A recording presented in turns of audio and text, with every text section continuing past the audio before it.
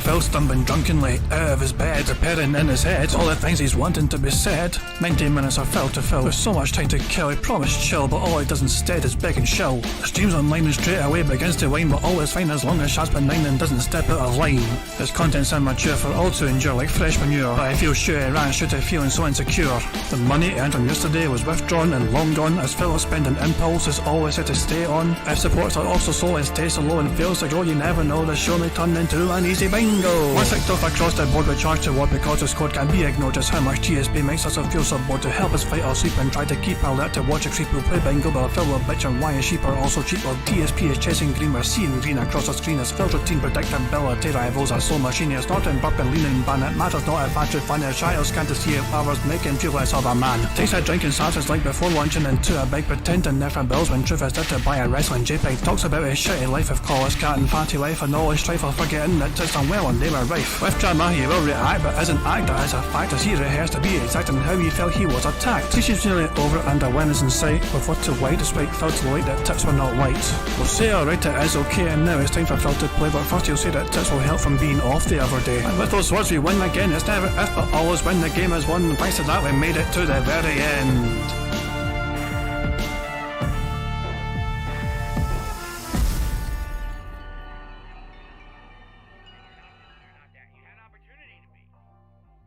Hey guys, King Jad here, and welcome to DSP Bingo Photos today, Tuesday the 7th of March 2023. I can't believe it's fucking March, right? I'm still trying to fucking get used to fucking saying it's March already. But there you fucking go. I do hope you're all doing well indeed. And yeah, ready for fucking a whole fucking bingo stream where Phil promises not to fucking talk about, you know, asking for tips primarily and all this shit. As you can see, the daily members goal lasted all of what, 4 days? Or something, because Phil no longer has a members goal right now because he wants the priority to be on tips. His logic and thinking was that if there's a members goal there, people that might come up to the stream might think to themselves, oh, I'll help Phil hit the members goal, whereas in fact he actually just wants their fucking money immediately in the form of tips. So yeah. But I like how Phil was actually bright and early to stream, and he's like a whole 8 minutes or 6 or 8 minutes early. And I was like, this is Phil talking to a silent majority right here. Yeah, he's like 8 whole minutes to go before the fucking stream's due to go live.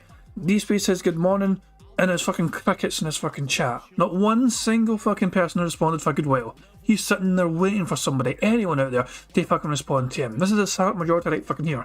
They're silent because I don't fucking exist and there's no way to fucking say hi back to him. Eventually, fucking also people turned up and said hello back to him. It took a good while, but eventually, people started to fucking filter in. He said good morning like fucking 3 or 4 separate fucking times. Right there, there as well. And then again, he'll probably say it one more fucking time before he's due to fucking go live, but I just couldn't fucking help but laugh at this. The silent majority, 31 people are waiting apparently. Not one fucking person actually fucking said anything in his chat apart from him. So, Phil had a couple of interesting things that he said the other day. Hate Army Watch released his video. So DSP says it inward 3 times quickly. This is from Phil's night stream. Yes, I think Phil, over time, was aware of what he was saying and decided to fucking just kind of go into it and go all in. Make your own minds up. It's not even 2 minutes long, the video. Here it is. Hate Army General saying hate Army shit. Hate Army. If your name is Hate Army, there is no Hate Army, does not exist. Good vibes to the Hate Army. No. So here's the thing. If you were the guilty pair, would you cover for each other? So Nakagawa just covered for Nishiyama. We have one person saying Nishiyama was definitely guilty and another person saying it was either Nakagawa or Minamino who's guilty. So if all the stories are true except Nakagawa so far, that means that Nishiyama and Nakagawa are the guilty parties. Let's continue. Let me hear your testimony, Nishiyama. Only Higashihara and Minamito had the keys to the snack room. One of them or both is who you're after. So according to Nishiyama, the guilty pair includes Nigashihira Ahara, or Minamino, or both. Okay. He's definitely replaced an H with an N there. He's absolutely, without a doubt, replaced the letter H with the letter N for his own benefit. Let's keep going. Nigashihara One more time. He's clear as day. He's saying it with an N. Was it? Nigashihara, was it? Nigashihara, was it? Nigashihara, was it? What can you tell me about the mochi? All I know is that one of the culprits must be Kitajima. I saw him with his hands on the thing, no doubt about it. So according to Nigashihara. He even laughed before fucking saying the name. I think he's fully aware of what he's fucking saying. Look at him laugh one more fucking time. He pauses, he laughs to himself, and then he just goes on and says it. So according to Nigashihara, one of the guilty pair is Kitajima. Kitajima. I don't even know what the fuck how they managed that one. The guy's name is Kitajima, and he still managed to fucking replace an N. For a K got swapped with an N, and a T got swapped by a G. Okay, come on, L. One more time for that one. So according to Nigashihara, one of the guilty pair is Kitajima. I don't even know how he fucking managed that, but he found a way. Kitajima. So I guess what we have to do is figure out who's lying and who's not. So if you think about what they said. Phil has Phil been racist yet? Yes, he has been racist. That was from last night. Anyway, so yeah, that was make up your own minds, ladies and gentlemen. And if you think that was Phil saying the N-word several fucking times, I think it was. That's just my take on it. Well, Phil just fucking ranted and raved in this fucking chat about games and all that shit. Let's just fucking get on with the fucking bingo game though. This is the most important game we're playing today. But spin the wheel and determine today's criteria for the bingo card. Spin, you bastard. Spin some more. And it's going to land on that being said. Shout out to that being said. Bunch of robust motherfuckers in there, of course. I always enjoy their antics. Okay, so that being said is the criteria for today's bingo card shenanigans. We need a number, and I'm going to ask for a number. I like how some of you cheeky bastards are fucking try to put numbers in already and you don't even know the criteria for a number. I need a number, guys, between 1 and 200, which contains a number 7. Lucky number 7. So the first number in chat I see which contains a number 7 will be the card I picked for today's bingo antics, and Tacozilla was the first one with 87. The very first number that appeared in chat for me was Tacozilla with 87. Once again, someone's replaced Prophet because Prophet did not say 69, Prophet said 1, so that is not the real Prophet. Somebody get rid of that fake Prophet, thank you very much. The 87th bingo card will be the 88th result on this list of words. And here we go, the card on the left hand side will be our card for today's bingo fun. We have Phil saying, hate to say, him talking about food, literally, interactive, and him touching his face. Then you got him making that annoying T sound, him saying nobody or no one, him doing the old turbo nose, him being racist. Yeah, I think if somebody mentions that he said N-word the other night, I'll definitely tick a box for that. And him saying alright. The third Joe is Phil saying positive, him messing about with his phone, him just talking about his birthday.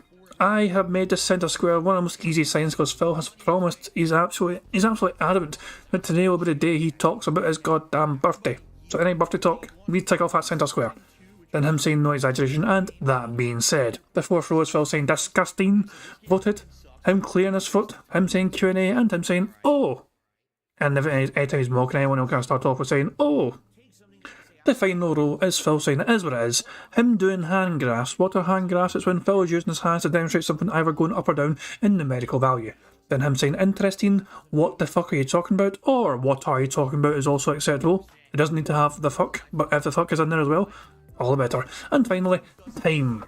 I think it's a very strong, robust card indeed. I have a good feeling about this card. And fingers crossed, I'm going to save it right now before I forget to save it. I do sometimes forget to save the card. Very embarrassing. I say sometimes I forget to save the card. I happened one time. But there's one time too many in my fucking book. Politically is asking, do you think someone will bring up last night's racism in a tip? I think there's a chance. I mean, I don't know. Part of me would like to think that somebody would actually kind of say to him, like, hold on, Phil, how did you manage to say the N-word so many damn times in such a short space of time? Because he clear as day. This was not an edited clip, but what I'll say, it was edited to fucking have him repeating the thing over and over again. But the fact of the matter is, this happened within like a 2-minute window of the game for Phil in real time. So it's one of those things like, how How did you manage to fucking say it that many times?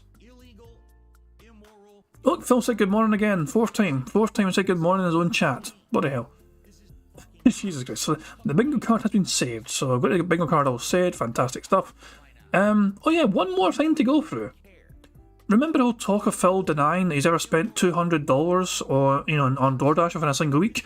That got me thinking, has Phil ever spent an abnormal amount of money within 1 week on food stuff in general? And I mean, by food stuff I mean going out to a restaurant, whatever, or getting DoorDash or anything. And it turns out it's been a couple of times he has.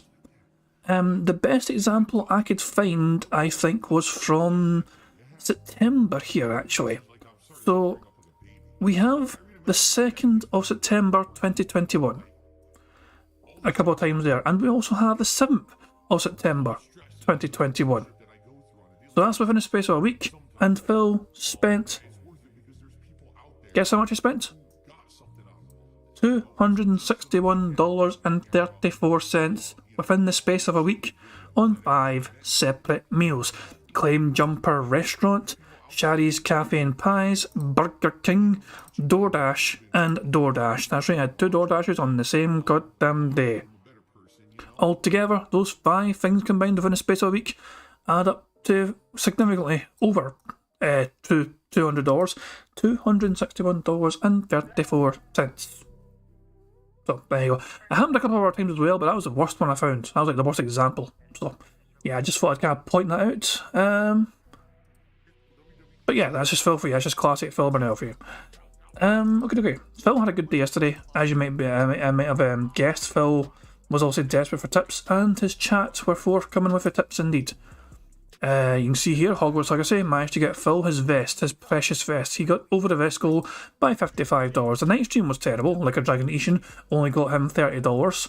But at the end of the day, Phil had a very good day stream, and he got close to $200 overall for the day, so he was very happy indeed about all that. So yeah, fucking hooray for that shit. That's everything to cover essentially. Now just need to get the bingo game set up now. So, I'll just go through the usual kind of rules. Money, yeah, money, oh, money, yeah, money. Thank you very much, Barrett Wells, for Super Chat. It says they had deals on, dude. What was I supposed to do? Cook for myself? Yeah, I mean, pretty much. I would also try and find some sort of strange, bizarre rationale and explanation as to why I did what I fucking did. Maybe I had a fucking shorter streaming week, so technically the fucking day off fell within 1 week of each other. Technically. It's possible. But the fact of the matter stands, though, within a space of a week, he spent all that on 5 separate fucking visits to food places, or not even visits, but either that or DoorDashes combined overall. But it is what it fucking is. Anyway. So, this is the bingo game. Let me just get the card all pulled up here. Give me a second here. Of course, you guys all know the job when it comes to bingo and all that crap. If Phil snorts 25 times, that is a free space for the card. If he burps 10 times, that is also a free space for the card. If he gets 100 likes on his stream before recording for gameplay for YouTube, that is also a free space on the card for us. And if we get 100 likes on this very bingo stream, that is also a free space for us on the card. I am... That's a problem at my end, but I don't know what's going on. There we fucking go. Yeah. Microsoft Paint, being Microsoft Paint annoying sometimes, so there you go. I've got it now. You should be able to see a bingo card now. Thank fuck for that. So I think it's a very strong card, personally. I mean, there's plenty of chances as well to get a free space. And hopefully we won't need them. I did actually look over the podcasts from yesterday, by the way. I looked over... we missed one. Phil did talk about... So engagement was on the card. And Phil did say engage, how to get you guys to engage with me. Engage is the same as engagement, and so I ticked that off as well. We didn't miss anything else though. So we actually got 23 out of 25, I think, or 22 out of 20. Basically we had one extra. We had one more than we thought we had from the bingo card from last night's stream, because Phil actually talked about engagement in some capacity. But it literally said engage one time. It didn't even say engagement, it just talked about, how to get you guys to engage with me. But it didn't say no exaggeration, which was on today's card as well. He didn't have any actual scat. I mean, I know it kind of someone's username that fucking gave him money was like scat talk, but that wasn't fucking Phil doing that of his own volition. That was fucking him just reading someone's goddamn name, and I don't like counting that. It feels like cheap, And yeah, I think it's so yeah. Hopefully today, but I mean, it'd be good to get a fucking full house before Phil has his day off, you know. But very good to do that. So we'll have to wait and see, I guess, you know. But oh no, all we're doing now is just waiting for Phil Burnell to actually start the show. Yeah, he was there nice and bright and early for his fucking antics. There's no bizarre fucking tweets to fucking talk about. I think, you know, there's nothing strange. Yeah, just him fucking just showing himself as per usual. No strange tweeting antics. That usually happens on his day off anyway.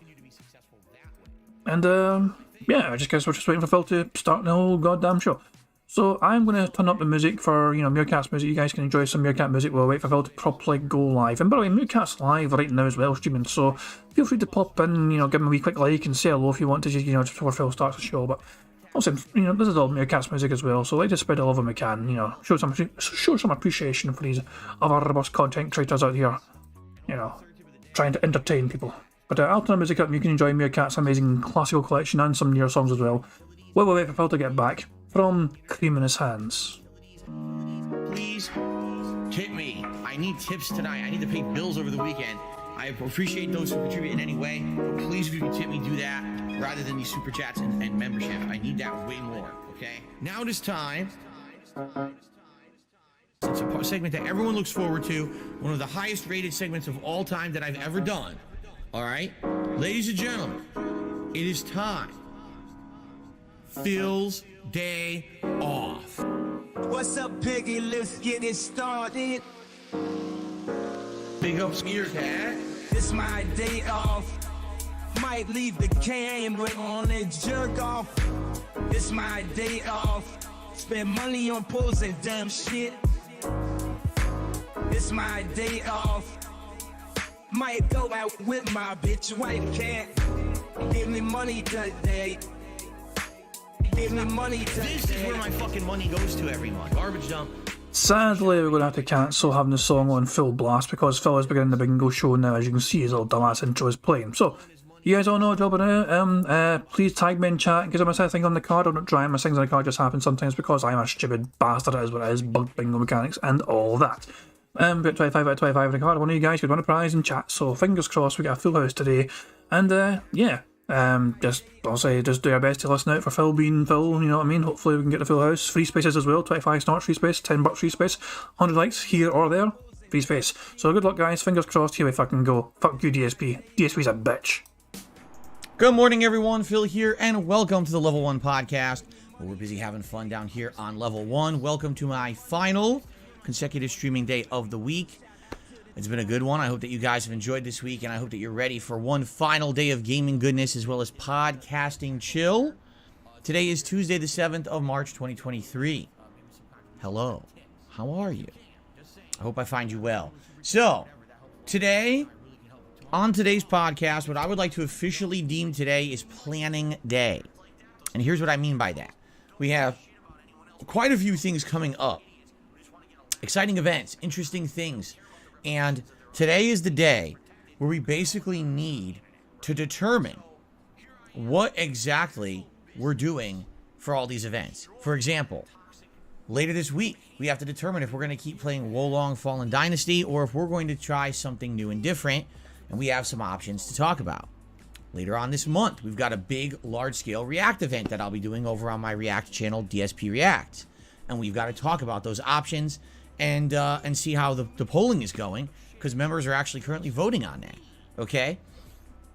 But also, going on this week, I want to watch something new from HBO Max and do a review of it. But I have no idea what to do. There's so many options of things that I'm actually interested in watching on HBO Max that I need guidance to determine, maybe narrow it down to a few things, and perhaps what we can do is post up a poll that members, again, over on DSP Reacts could be voting on to determine what I end up watching over the next couple of days to do a review on either like Thursday or Friday of this week. Okay, so we've got all this stuff to think about. And then on top of all of that, in 1 month's time, it's my birthday bash celebration, first week of April. And every year I typically do some kind of a marathon event. This year, I have done away with the member goals for the month. Instead, what we're going to do is we're going to periodically do daily member goals, depending on what I'm doing in a particular day and the like. So today, for example, it would be really great if we get 385 members. here on DSP Gaming. Why? Well, we're doing Woe Long Fallen Dynasty. That's going to bring in a lot of new viewership. And there's a nice chill stream of Oblivion later tonight. And if you like the content and you want to support it, becoming a member would be a great way to show that support. So rather than having giant month-long member goals to have these events happen, we're trying something different where I'm just going to do them. So I'm just going to do a birthday event this year. All right, we don't have to hit any kind of support goal to do it. But the question is, what do we want to do for my birthday bash celebration? We've done various different things over the years. Sometimes it's a themed gameplay marathon. Sometimes there's other stuff going on. And I'm very, very curious what you guys want. So what we're going to do today is talk a lot about these interactive things. I want to hear what your thoughts are on all these things coming up so that we can plan it out and get that stuff going. So now we have things to get hyped for. You know, I actually really like having a roadmap of what I'll be doing the next, days, weeks, and month. Because that way it provides me with a way to get hyped, right? Oh my God, I know this is coming then. We can get excited for it. We can think of exciting things around it, you see? So, we'll talk about that in a moment. Outside of that, I'd like to do a little bit of a recap of everything going on here. It's been an interesting week to say the least. And it's always good to kind of sit down and assess where you are, which I think we're going to do, and do a little bit of a schedule update and all of that, all right? But hope you're all doing well. The first thing I would like to do, and just get this out of the way, I do have an update regarding my impending appearance on the Side Scrollers podcast, okay? I will be appearing on the show next week. Well, there it is, ladies and gentlemen. He's going ahead of it. He's going ahead of it. He's going to appear next week. Not this week now, but next week. Yeah, that's generally what next week means, you fucking cunt.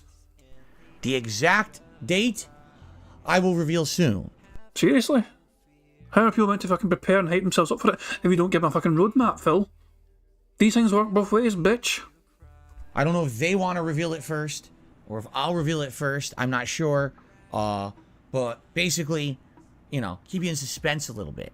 But the way it's going to go down is their show, just so you guys know, the Side Scrollers podcast is a podcast that started a little less than a month ago. It used to be a very long-running podcast in the mid-2000s into the early 2010s, back when ScrewAttack.com existed. They don't exist anymore. They were bought out by Rooster Teeth and then basically liquidated. And so this podcast, was rejuvenated, and they invited me as a guest, but they just want to be on as a normal guest. It's a variety show. This show covers a variety of topics, including regular news, gaming news, all kinds of interesting pop culture topics. And so I was like, wow, that sounds really interesting. I'd love to do that. But then, of course, when they announced that I was going to be on the show, all my detractors and haters jumped on the bandwagon, absolutely demanding that the guys on this podcast interrogate me about all the drama and nonsense on the internet about me. I mean, let's get fucking real here. If Phil's going to any sort of fucking podcast or sort of show, right, to talk about some particular fucking subject, and as long as he wasn't trying to fucking change his own fucking image and try and rewrite fucking history, I actually wouldn't have a fucking problem with that. If Phil wanted to fucking go on some random podcast fucking show and talk about the history of Nintendo or history of Street Fighter, I'd say fucking power to him, fair enough, you know what I mean? Just fuck it, you want to fucking do that, fair enough. If it's not going to turn into some sort of fucking Phil in a soapbox calling us all mentally ill, then just fucking you enjoy doing that fucking show. But the fact of the matter is, Phil has fucking said he has planned to use this sort of fucking show to talk and, try and change fucking history and try and rewrite the facts of what fucking happened. He's trying to fucking dismiss all his fucking haters as mentally ill, crazy, paranoid trolls that make up all sorts of bullshit. And the fact of the matter is, we have such a fucking amount of evidence on our side that we have no fucking... It's hard for fucking starting Craig to keep up with all the fucking evidence we're fucking throwing at him. He's got a fucking massive notepad of all the things that we fucking keep throwing at him to try and fucking educate him on all the things that Phil has happened to him in the last fucking decade or so. But yeah, it's just bizarre that Phil basically, It's one of those things. This thing, I feel this benefits starting Craig a lot more than it would Phil. I'm surprised that Phil's going ahead with it, but it gives him an opportunity to, I guess, to kind of test the waters of how an interview could go, I guess, and on a different kind of platform. It'll be interesting to see what happens, but personally, I'm not expecting much. And so this first appearance on the show is going to be that. Essentially, it's going to be an interview where they're going to be asking me about all the bullshit, and I will address it. You know, the thing is, for those of you who are fans of mine, who are here, you know, and chill with me every day, you've already heard these answers. Like, you already know the answers to all of these questions because I've answered them all in my own content. The problem is, it's never really been consolidated into one sitting, like one focal point to summarize it all together. I can't even imagine where they're going to start because of all the bullshit that's been said about me over the years. You can just imagine. I mean, just in the to preface this, a few days ago, what was it, last week? Last week, they were talking about my pending appearance on the show, and immediately they bring up things that literally are untrue. Well, Phil doxed people before. Literally. We have evidence of that being accurate. Phil thinks doxing doesn't count if it's on a private Discord. I want to fucking make sure you guys understand that. He thinks that if it's on a private Discord, you're perfectly fucking fine to share whatever information about people you want. That's why he said, he claimed it wasn't doxing, because he never released it publicly. As in, he didn't let it fucking the whole world and the whole internet to see it easily enough, no. But the fact is, he shared that in his Discord. Clovis is asking who did he dox. He doxed a member called PW... What's his fucking name again? He actually doxed Be Awesome One as well. I have your name, I have your IP, I know where you live. He friend Be Awesome One. But PW Dubs as well is who he doxed, who was an actual fan of Phil, who fucking gave like a... He gave like a copy, like, he took a photo of his driving licence and sent it to Phil to prove who he really was to Phil, to try and get in his good books. But, yeah, Phil shared that image on his mod Discord, which he claims doesn't exist, but we know it does exist because other mods have fucking came forward and showed images of it. Phil's like, I don't even have Discord, and he fucking takes a screenshot of his desktop, which has Discord on it, for fuck's sake. So yeah, Phil already straight off the fucking bat lying about fucking doxing anyone, because he has doxed people before. Multiple people before. Multiple people. 100% untrue. Never happened. Oh, well, you know, Phil has a whale contributor, and people make fun of him because of his Twitter. Well, Phil, Derek is not a whale. None of us have ever referred to fucking Derek as a goddamn whale. In fact, I think Stuttering Craig was the one that assumed that Derek was a whale. No. The fact of the matter is, Derek's a creepy little fucking bastard, and he should be fucking sectioned or something like. He should be for people's protection. Derek needs locked up. Completely wrong. Like, not even correct. And they're bringing up like 5-6 things. This is what all the detractors say. They're all completely wrong. That's what I mean. Like, the show's gonna basically be, they throw a million ridiculous things at me, right? Ridiculous things. Apparently, fucking not being a fan of Derek as a person is a ridiculous thing to bring up. Phil's like, he's never done anything bad on my streams. We don't... Aside from him constantly fucking saying the goddamn thing over and over and over again on your streams trying to get our attention, we don't really fucking target Derek for anything else on your streams or his conduct on your streams. The only thing that fucking Derek does on your streams that it really is fucking funny to fucking point and laugh at is him constantly saying the same thing over and over and over and over and over again. Outside of your streams, it is a goddamn horror story what that boy gets up to. Some of which I'll admit I'm guilty of. You know, I've told you where I feel my shortcomings are. But some of this stuff is just nonsense. And so it's going to be me basically answering all their questions, you know, and getting it out of the way. So, you know, is it going to suck that it has to be an interrogation appearance? Yeah, it will. I don't want to sit down and be interrogated, but it seems like in order to get past that, so that I can actually be a normal person again, I have to do this. Okay? So, yeah. Next week, I'll be appearing on their show. The exact date, I'm not going to tell you, but here's how it works. Their show begins broadcasting at 9 a.m. my time, Pacific time. 11 a.m. Central time. So 9 a.m. Pacific time, 11 a.m. Central time.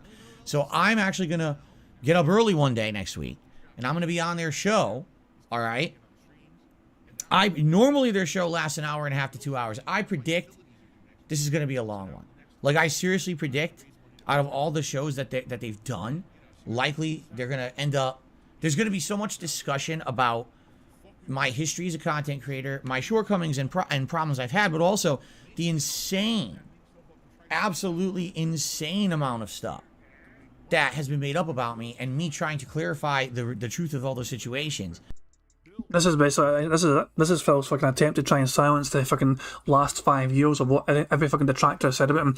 Basically beginning with the bank leaks, because the bank leak was the first big massive thing that happened against Phil. Yes, there was also a WWE Champions revelation of sorts that someone found in his account of sorts that happened before the bank leaks. But the fact of the matter is, the bank leaks tied everything up together in a nice fucking bundle to say, okay, that is where all the fucking money's gone. We were right all along. We were actually fucking quite accurate in terms of fucking trying to predict how much fucking money he made from YouTube, not shit, how much the fucking ad revenue was from, not shit. You know what I mean? The calculations before the bank leaks came out was actually not very far away from the truth as to fucking guesstimating how much Phil's finances were, what his fucking income was, what his net revenue was. He is basically going to fucking attempt next week on this fucking show to fucking trying his best to just completely debunk every single fucking detractor claim. Good fucking luck with that, Phil. The only couple of things, Phil's going to try and spin the car story, the car repair story. He's going to fucking try and spin that as some sort of fucking strange, bizarre gotcha moment against the fucking detractors. And it's a bit fucking strange, obviously, for Phil to fucking, you know, say, you know, have... Like, he actually had to get his car fucking repaired. That is accurate. Detractors found out the fucking invoice for that. A little bit, I will admit, a little bit fucking above and beyond to try and source that information. But at the same time, though, it's one of those things where it's like, it's not exactly hidden information. Anyone could fucking do that if they know where they're fucking going. And anyone can get that information. It's not... It's like it's... All that is showing is that detractors are quite thorough in finding things out. It's not as if it's against the fucking law that detractors fucking found out that fucking information. It's just, it's fucking hilarious, man. Phil fucking wants... All he's going to fucking prove is that detractors are thorough. Very thorough with their fucking investigation skills. Which is a bad thing for Phil Burnell, because some of the things that we have found out over the fucking years about Phil Burnell, Jesus fucking Christ. I've genuinely no idea how to approach this stream brewery next week. I don't know whether I should do a bingo earlier to cover his appearance on the fucking, you know, show that they're doing. I don't know. I have no idea. I have no earthly fucking clue how I'm going to fucking go about it. We'll try and work it out together, I guess. We'll wait until closer to the time, and we'll see. I get the feeling it's just going to be a long interview, okay? And I'll be ready for that. I'll tell them, listen, maybe I gotta get coffee or whatever in the middle. Whatever it has to be, you know? Tonight, I'm going to actually work on getting my stream stuff set up to work with their show, to make sure that everything is kosher. I can, you know, jump on without any technical problems or whatever. That would really suck if, oh, here we're ready to go, and then fucking thing doesn't work, right? So I'm going to start, you know, figure that out tonight. And, you know, honestly, let me put it this way. Am I excited to be on the show? Yes and no. I'm excited because Stuttering Craig, who's the, you know, owner-operator of the show, is someone who I've known for the longest time. I was a fan of his back in the day in the mid-2000s before I was ever a YouTuber. I watched his stuff on ScrewAttack.com. I hung out with him and the ScrewAttack team at MagFest 2007 before I had ever put out a gameplay video, okay? So it's cool to say, wow, I get to be on that show and interact with these guys or whatever. At the same time, I don't want to be interrogated, but it seems like there's no way around this shit. You know what I'm saying? Like, I just got to get it out of the way. And it's going to be to me, it's going to be boring and tedious. It's going to be like 2 hours of, oh God, here we go, answer the same shit again, tell you my answer again, you know. But to them, it's going to be fascinating because likely they never heard my answers. That's the problem is I've logically answered all the shit thrown at me, but no one hears the answers. Phil's idea of logically answering things is just to fucking say it's all not true and not provide any evidence whatsoever. That's literally his idea of fucking trying to logically fucking answer things. So that's the same approach he's going to fucking take on the show. It's going to be the detractors and their overwhelming amount of evidence about several fucking things, like WWE Champions and the bank leaks, for example. All that evidence against Phil just saying, nah, not true, and that's it. Phil has claimed time and time again to have evidence of certain things that has happened to him, and yet has not fucking shown anything once. Nothing. He had evidence apparently of Twitch fucking unfairly removing him from the partnership. He's not proven that fucking thing. He's had evidence that detractors had some sort of mass organised fucking collaboration to get him kicked off several fucking sites, not shit, in terms of he has like emails of these insiders, industry insiders apparently, fucking evidence against us fucking evil, mental ill detractors trying to fucking get Phil removed from all these fucking platforms. He's not really fucking, showed evidence though. It's all, he spins this fucking story for his fucking deadhead audience to fucking make himself like some sort of fucking eternal victim. When at the end of the fucking day, Phil has done all of this fucking shit to himself. Phil's fucking, Phil's fucking debacle of a fucking life, an absolute shit show of a fucking existence, is all down to him and his own frivolous spending habits and getting caught out fucking spending ridiculous fucking amounts of money on stupid things all from then to now. Over the goddamn years, from then to now, he has been fucking guilty non-stop of ridiculously splashing the cash, which is not fucking his to really splash, especially when he's fucking begging time and time again for said cash. It's just bizarre to me how he's going to fucking try and make this and spin this into some sort of positive for himself. The only thing that concerns me, obviously, is that he's fucking going to be dealing with a bunch of fucking morons in that interview. I mean, I am hoping they're going to have a fucking wits about him and have done their own little fucking bit of due diligence and research into some of the things that we have fucking said about Phil. Look for themselves at the evidence. Don't take our fucking word for it. Starring Craig and all the fucking other co-hosts in that fucking show, do not take our words. Look into yourself. Look at the evidence yourself from your own point of view and look to think to yourself, is this accurate? Is this unfair on Phil? Or did the detractors have a fucking point?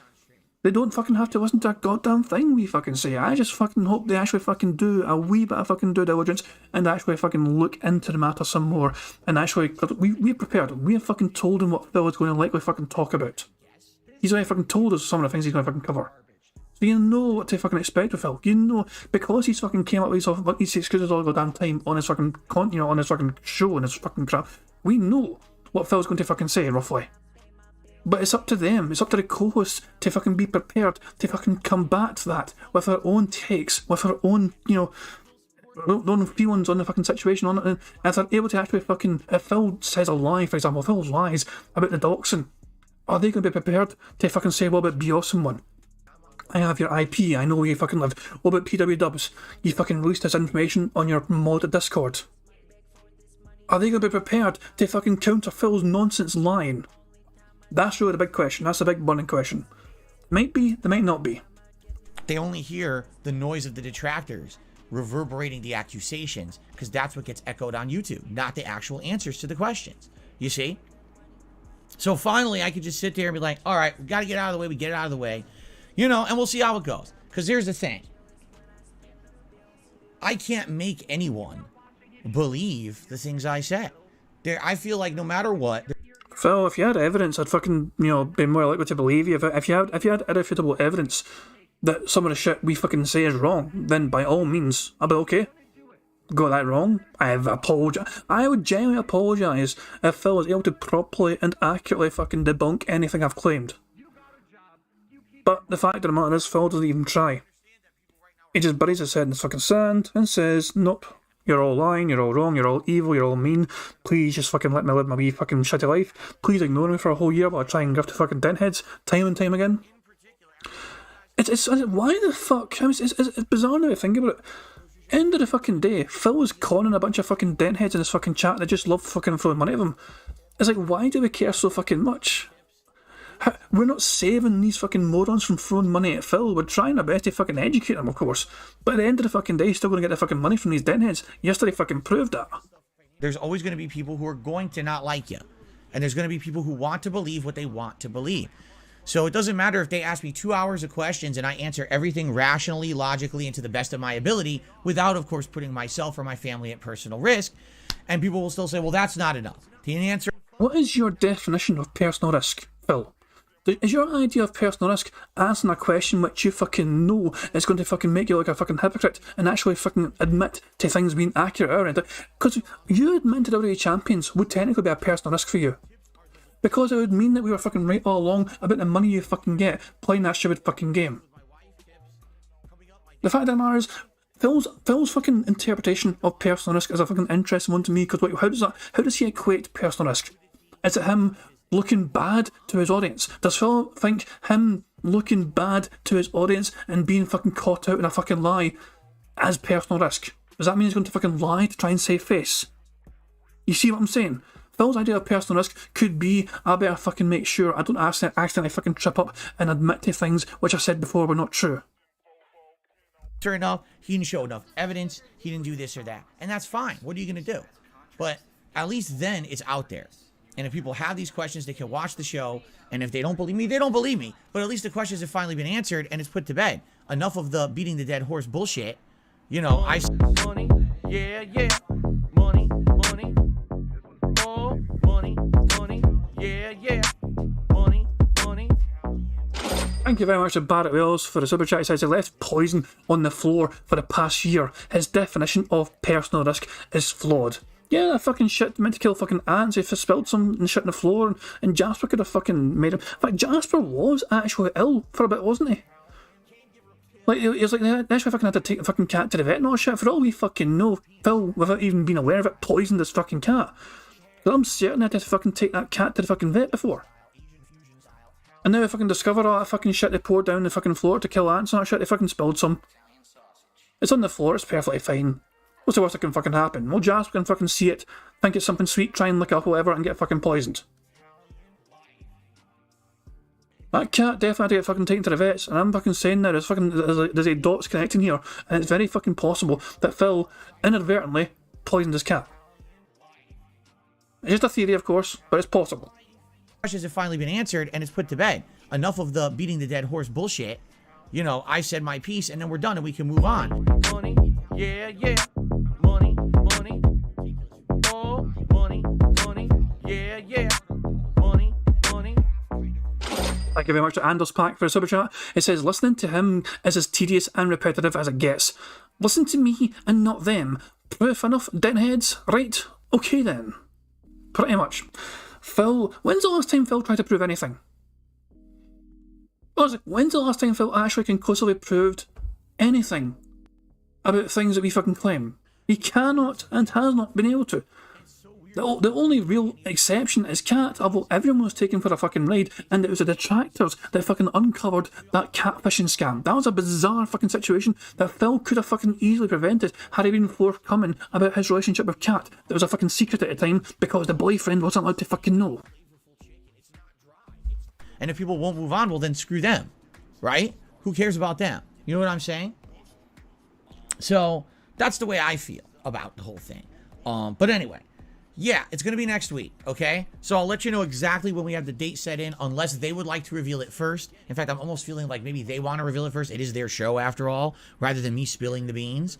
But yeah, it will be next week, and it'll be before my content. You know, my content, my stream starts 10:45 a.m. Pacific time, and then, you know, the actual podcast here usually starts between 11:15, runs till 12:30, and then we have gameplay. Well, then whatever day this podcast is going to be, I'm just going to let it ride. I'll tell you guys, here's what we're going to do. I'm going to be on that show. I'm going to chill with those guys and answer questions and whatever. And then when it's done, it's done.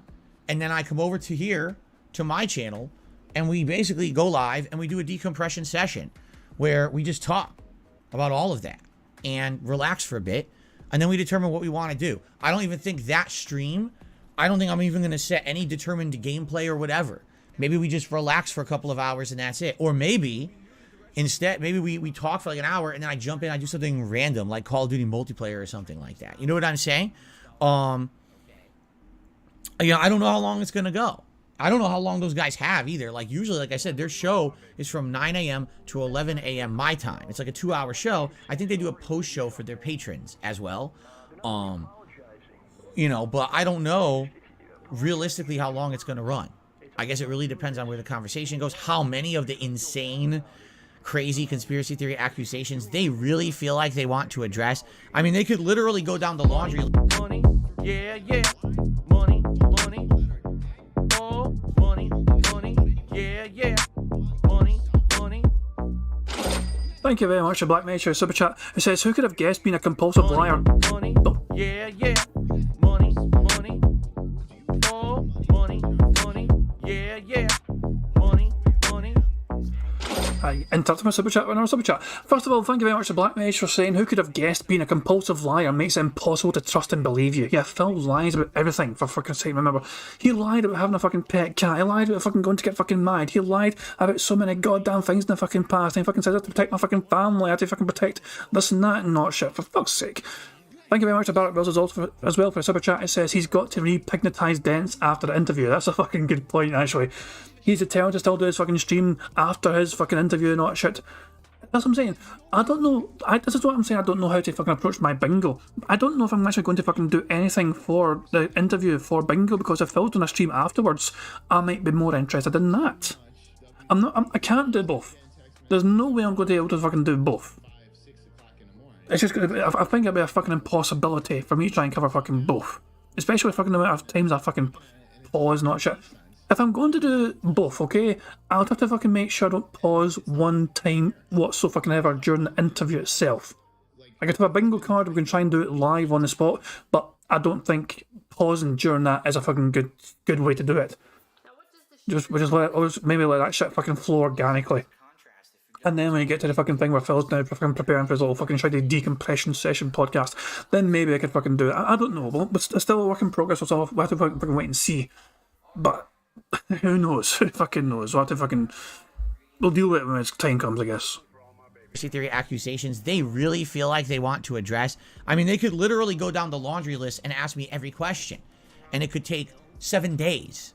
You know what I'm saying? No, I'm not going to be on their podcast for 7 days. That's not happening. At some point, I'm going to have to like tap out and be like, okay, I can't do this anymore. I've had enough of this nonsense. You know, you can only take so much nonsense in 1 day. You know what I'm saying? So, we'll see what happens and go from there. But I'm feeling positive about it because it's funny. I've been having some people come on my channel here and saying, oh, do you think this is a good idea? You know, here's the thing. Here's the way I'm approaching it. All right? Mr. Jasper Kitty's here today, if you haven't noticed. I don't feel that those guys on the Side Scrollers podcast, and Stuttering Craig in particular, the guy who operates the show, has anything whatsoever to benefit at all from me coming out bad or good from the... See, really, it's going to raise their profile a bit, you know what I mean? They got fucking Phil Bonnell on. DSP's like one of their first guests they fucking had in their fucking show. They're trying to fucking re-promote it and all that shit. And depending how it goes, it's very hard to just fucking identify. They've got far more to gain from this than Phil has. This is why I'm so confused why Phil's going ahead of it.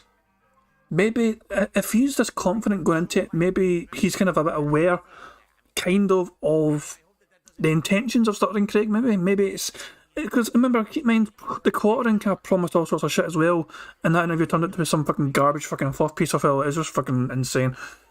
For fuck's sake. So yeah, we'll just have to fucking wait and see or whatever, but I've got reservations about it, put it that way. The show. You know what I'm saying?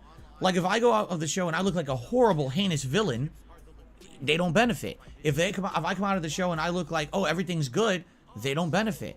I disagree completely. If you fucking come out of this fucking show looking like a complete jackass, you got debunked to not and you can fucking verify anything, and they fucking, every single detractor claim, it's like, oh, fucking looks like it's fucking true then.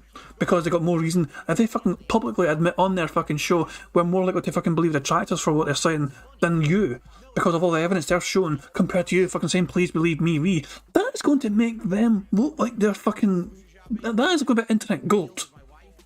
If Phil looks like a goddamn supervillain here in this fucking podcast that they're fucking doing, it is going to be the talk of the internet.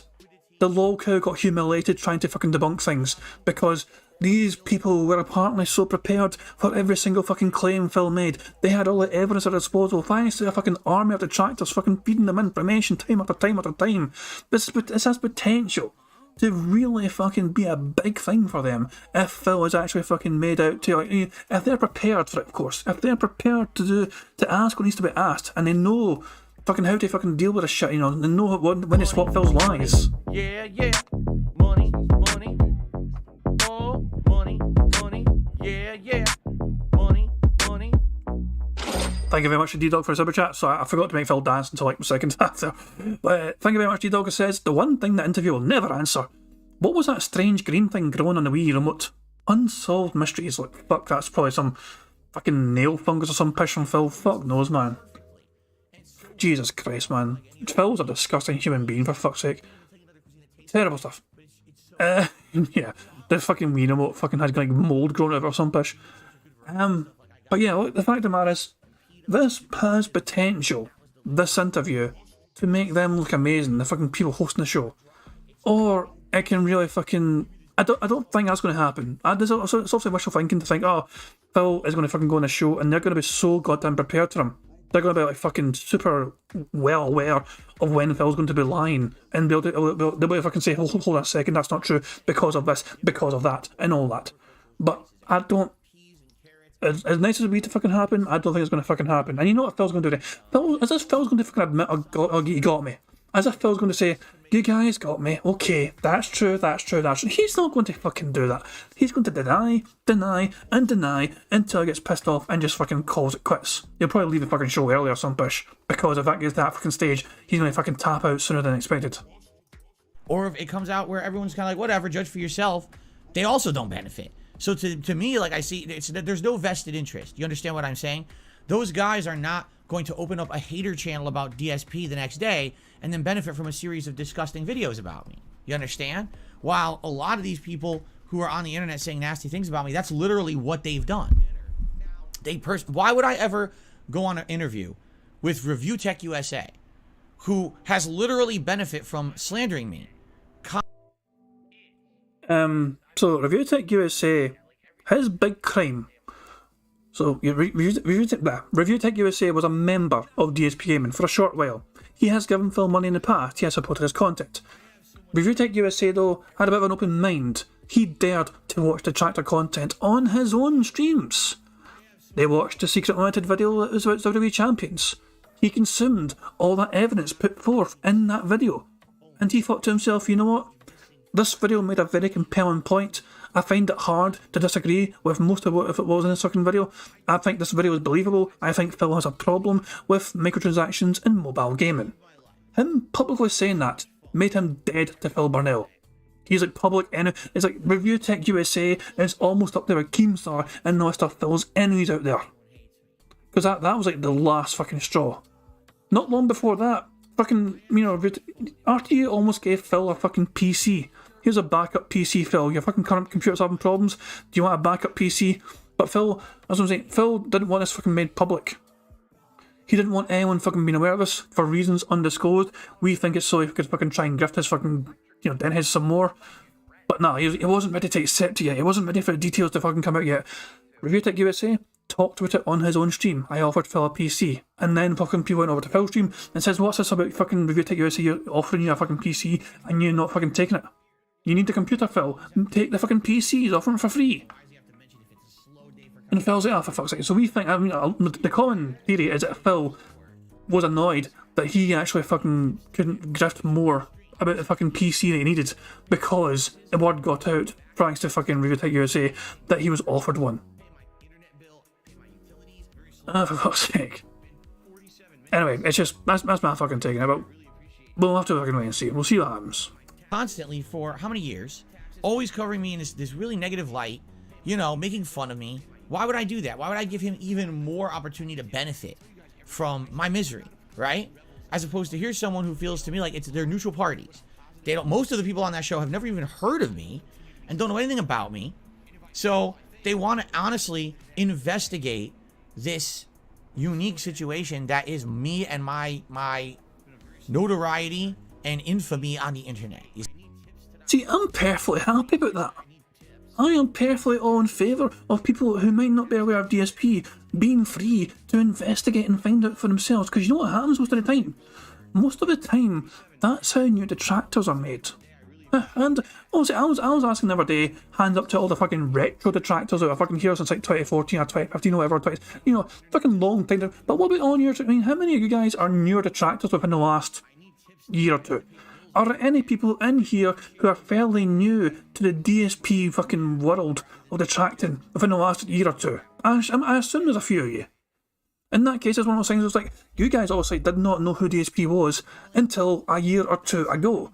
You learned who he was because you fucking saw maybe some sort of funny detractor video or whatever. You heard about Phil, you done your own.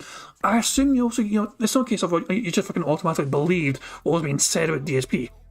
You guys would have fucking done your own digging, done your own investigating, done your own research, because that's the kind of people you are. You're not going to fucking take things for granted. You're not just going to fucking assume this shit is what it is without fucking doing your own fucking due diligence and looking into it some more.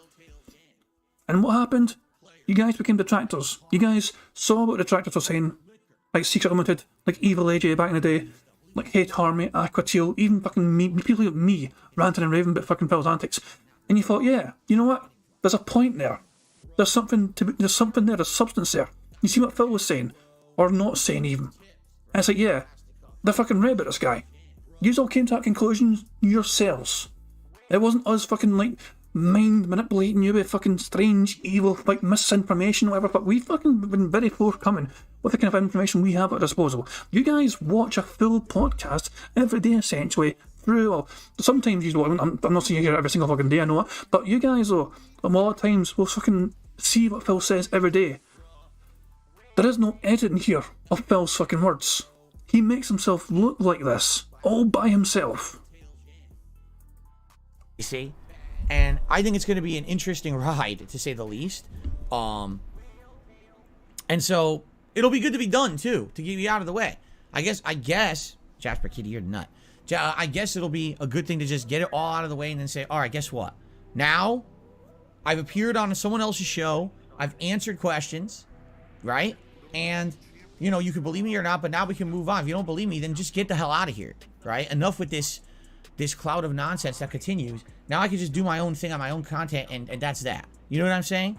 So we'll see. We'll see how it goes. So that's next week. Again, as soon as I have, well, not as soon as I have concrete details. Technically, I have the concrete details, but again, they haven't announced it yet. Therefore, I don't want to kind of steal their thunder. It is their show after all. And I'll let them say, you know, what they want to say about my actual appearance, what day it will be.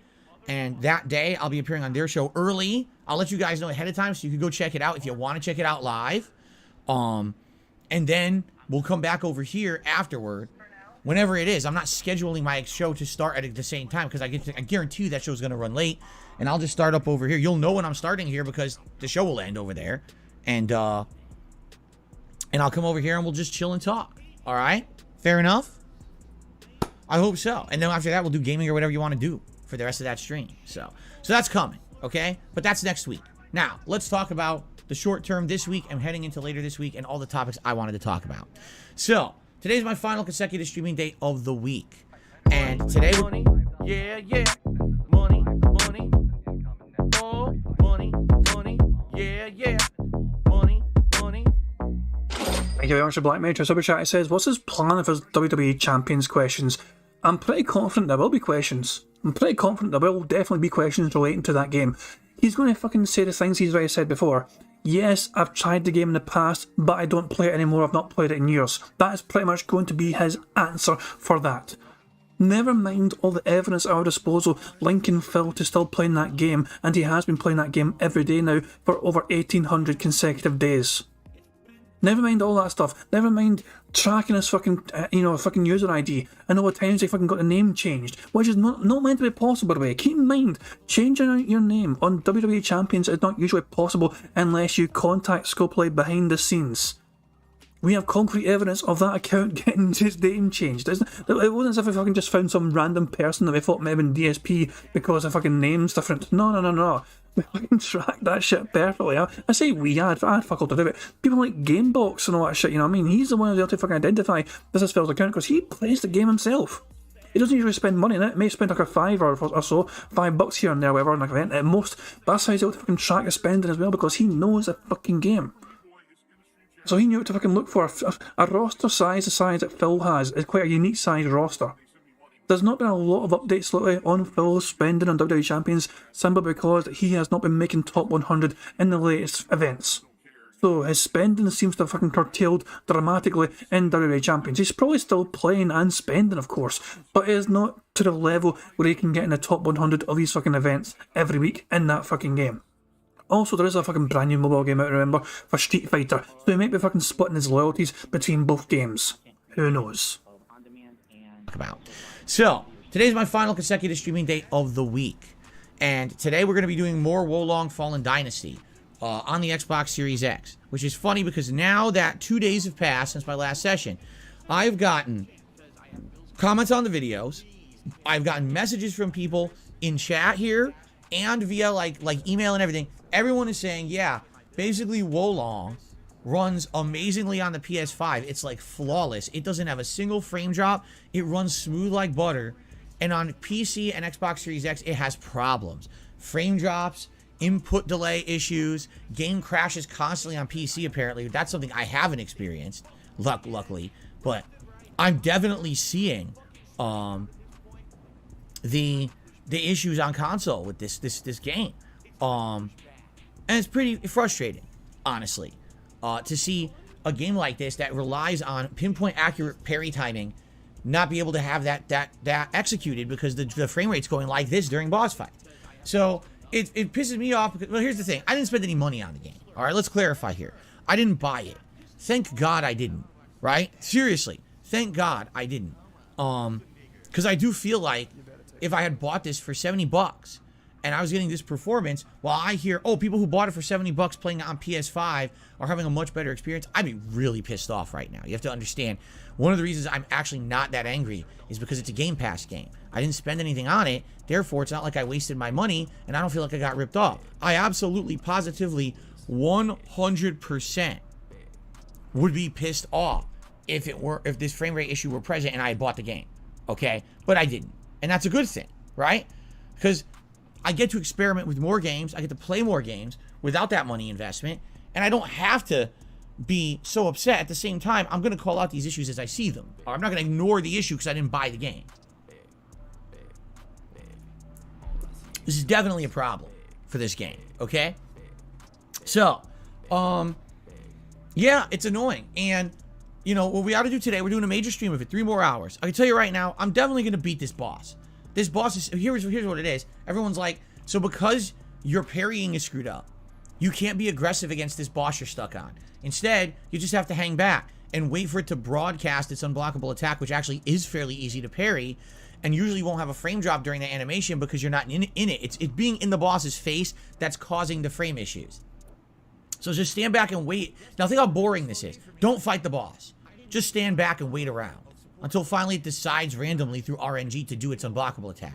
Then parry its unblockable attack, hit it a couple times, back away, and just wait again. Wow, what a fun game. It's a game based on combat, and you can't fight because the game's frame rate sucks. So because of that, you can't fucking do what you're supposed to do with the game mechanics, and you gotta hang back and be bored. Bitch, please, what are you fucking talking about boring boss fights for, man? You fucking cheesed every fucking boss fight in these kind of fucking games in the fucking past. Remember Dick Lightning, everyone? That might be a fucking reference not a lot of newer detractors will get. Phil cheesed the crap out of fucking previous, like, fucking Dark Souls games out of Pishman because of some overpowered lightning fucking move. They then nerfed it and it fucked him over and he was fucking furious. But it's like fucking mocking. I was like, oh shit, this is meant to be some sort of fucking legendary fucking boss. He knew it was overpowered. And yet he still fucking used it, and then fucking complained about how fucking easy it was while fucking playing the game. Imagine that. He found a cheese tactic, a cheese strategy. He then used it over and over again, and then complained about how easy it was. That's Phil Burnell for you. Right? Like, don't fight the boss. Oh, that sounds like an effective strategy, but that's apparently how I have to fight this guy to get past him. I am going to do a full stream of it today. Now, what I'd like to do is by the end of this stream, we really have to sit down and decide. Do we want to see more of Wolong or not? Okay? I'll give you my take. I'm sure you're going to give me your take. All right? We'll have to agree together what we want to do here. The thing is, there's very viable options of things that we could do in its place. And the two that I think are the most prominent options are, number one, Metroid Prime Remaster. The game came out 2 weeks ago. It was a surprise drop from Nintendo. You guys were stoked to see me play it because I only played it once ever before. It was the Wii version. The Wii version was inferior because of the motion controls. And I was like, man, I really wish that I could play this with like standard controls. And now I can with better graphics. It would be a pretty neat playthrough, especially because of interactivity. I'm sure you guys are going to help me with it this time. My first run many years ago, I was an interactive streamer, and I got lost and bored with it. But then when I got back on track, it was fun again. Now I won't get lost because you guys are going to help me with that playthrough, you see? The second option would be the New Game Plus run in Elden Ring, where as soon as I beat Elden Ring, I went to New Game Plus, and I dropped the game and never played it again. We go back right in from where I left off, and through your help, be able to make a new build that I hope would be something completely different from my I don't want to do jump R2 the entire playthrough this time. I want to do something different. Maybe I have such a good build that I can actually use weapons and abilities how they're intended to be used. Or maybe we could actually do a magic build, which I have not done yet. And people are saying magic is so different in Elden Ring and so good, it feels like you're playing a different game. So maybe we could do that, and that would help me build up to when the DLC will finally come out. At least maybe I'll have unlocked to the point where, you know, that DLC is prevalent. So the thing is, it's up to you guys, and I'm seeing, seriously... Shut the fuck up, you boring bastard. I'm going 1.25 speed. That's why I paused it. A split. Some people are like, wow, Metroid Prime is amazing. We would absolutely love to see you play Metroid Prime again now, this new version. You know, definitely totally different playthrough from your first one. Interactive. This is a great idea. We definitely want this. You know, do it. And then the other half is like, no, Elden Ring, this would be amazing. Do the New Game Plus run, interaction with the audience will help you build your guy this time. You know, this will be amazing going through. And, you know, so that's what I mean. Like, there's a split. There's definitely a split in my audience. A huge split, too. It's not just like a few people here. It's like, no, I definitely want this and I don't want the other. And it seems to be a pretty big split. I don't know which way it's leaning. All right. See, you get these opposite opinions. Balloon Kit, please no Elden Ring. You already played it. It would be a long playthrough. Yeah, but so would Metroid Prime, and I already played that too. You know? To be fair, Elden Ring is just a better game, says Ice Cube. I would pick Elden Ring over Metroid, says Silva Jin. See? Elden Ring, snooze. Sorry, that's done and dusted, says Casanova. Do you see the point I'm making here? All I did is I picked 4 random messages out of the chat. 2 for one side, 2 for the other. There's no consensus at all. That's exciting. At the same time, the thing that kind of sucks about this, when you're in those situations, it's like, damned if you do, damned if you don't. Whichever I play, I'm going to have some people engaged and excited and some people disappointed. The good news is here, I'll likely end up doing both this year anyway, you understand? I'm going to end up playing both games either way. It's just a matter of what order and when, okay? But again, it's not even determined that that's going to happen. What if I play Wolong today and we decide I want to keep playing it? Will we? I don't know. I really don't know what's going to happen today. You know, I want to jump in and again, I'm trying to be a fair judge for this game. The first 4.5 hours, I wasn't massively impressed at all. The next 3 hours actually made me like it less. So what will the next 3 hours today do? Now we'll be over 10 hours into this game that's supposed to be supposedly 30 plus hours. You know what I'm saying?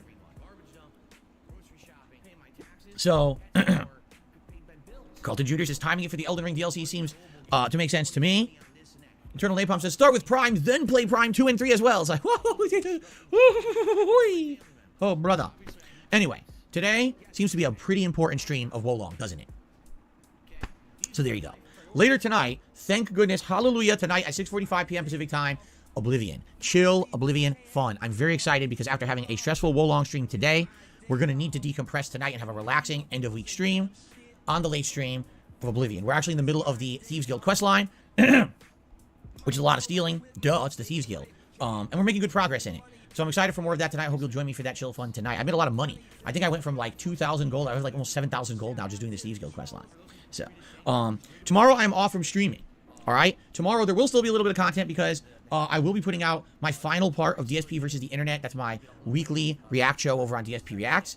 And I may or may not be putting out a new YouTube short. It depends. Because I just submitted it this morning. There's no guarantee that, you know, the people who make my shorts could be able to whip up a short in a short time frame. But we'll see what happens.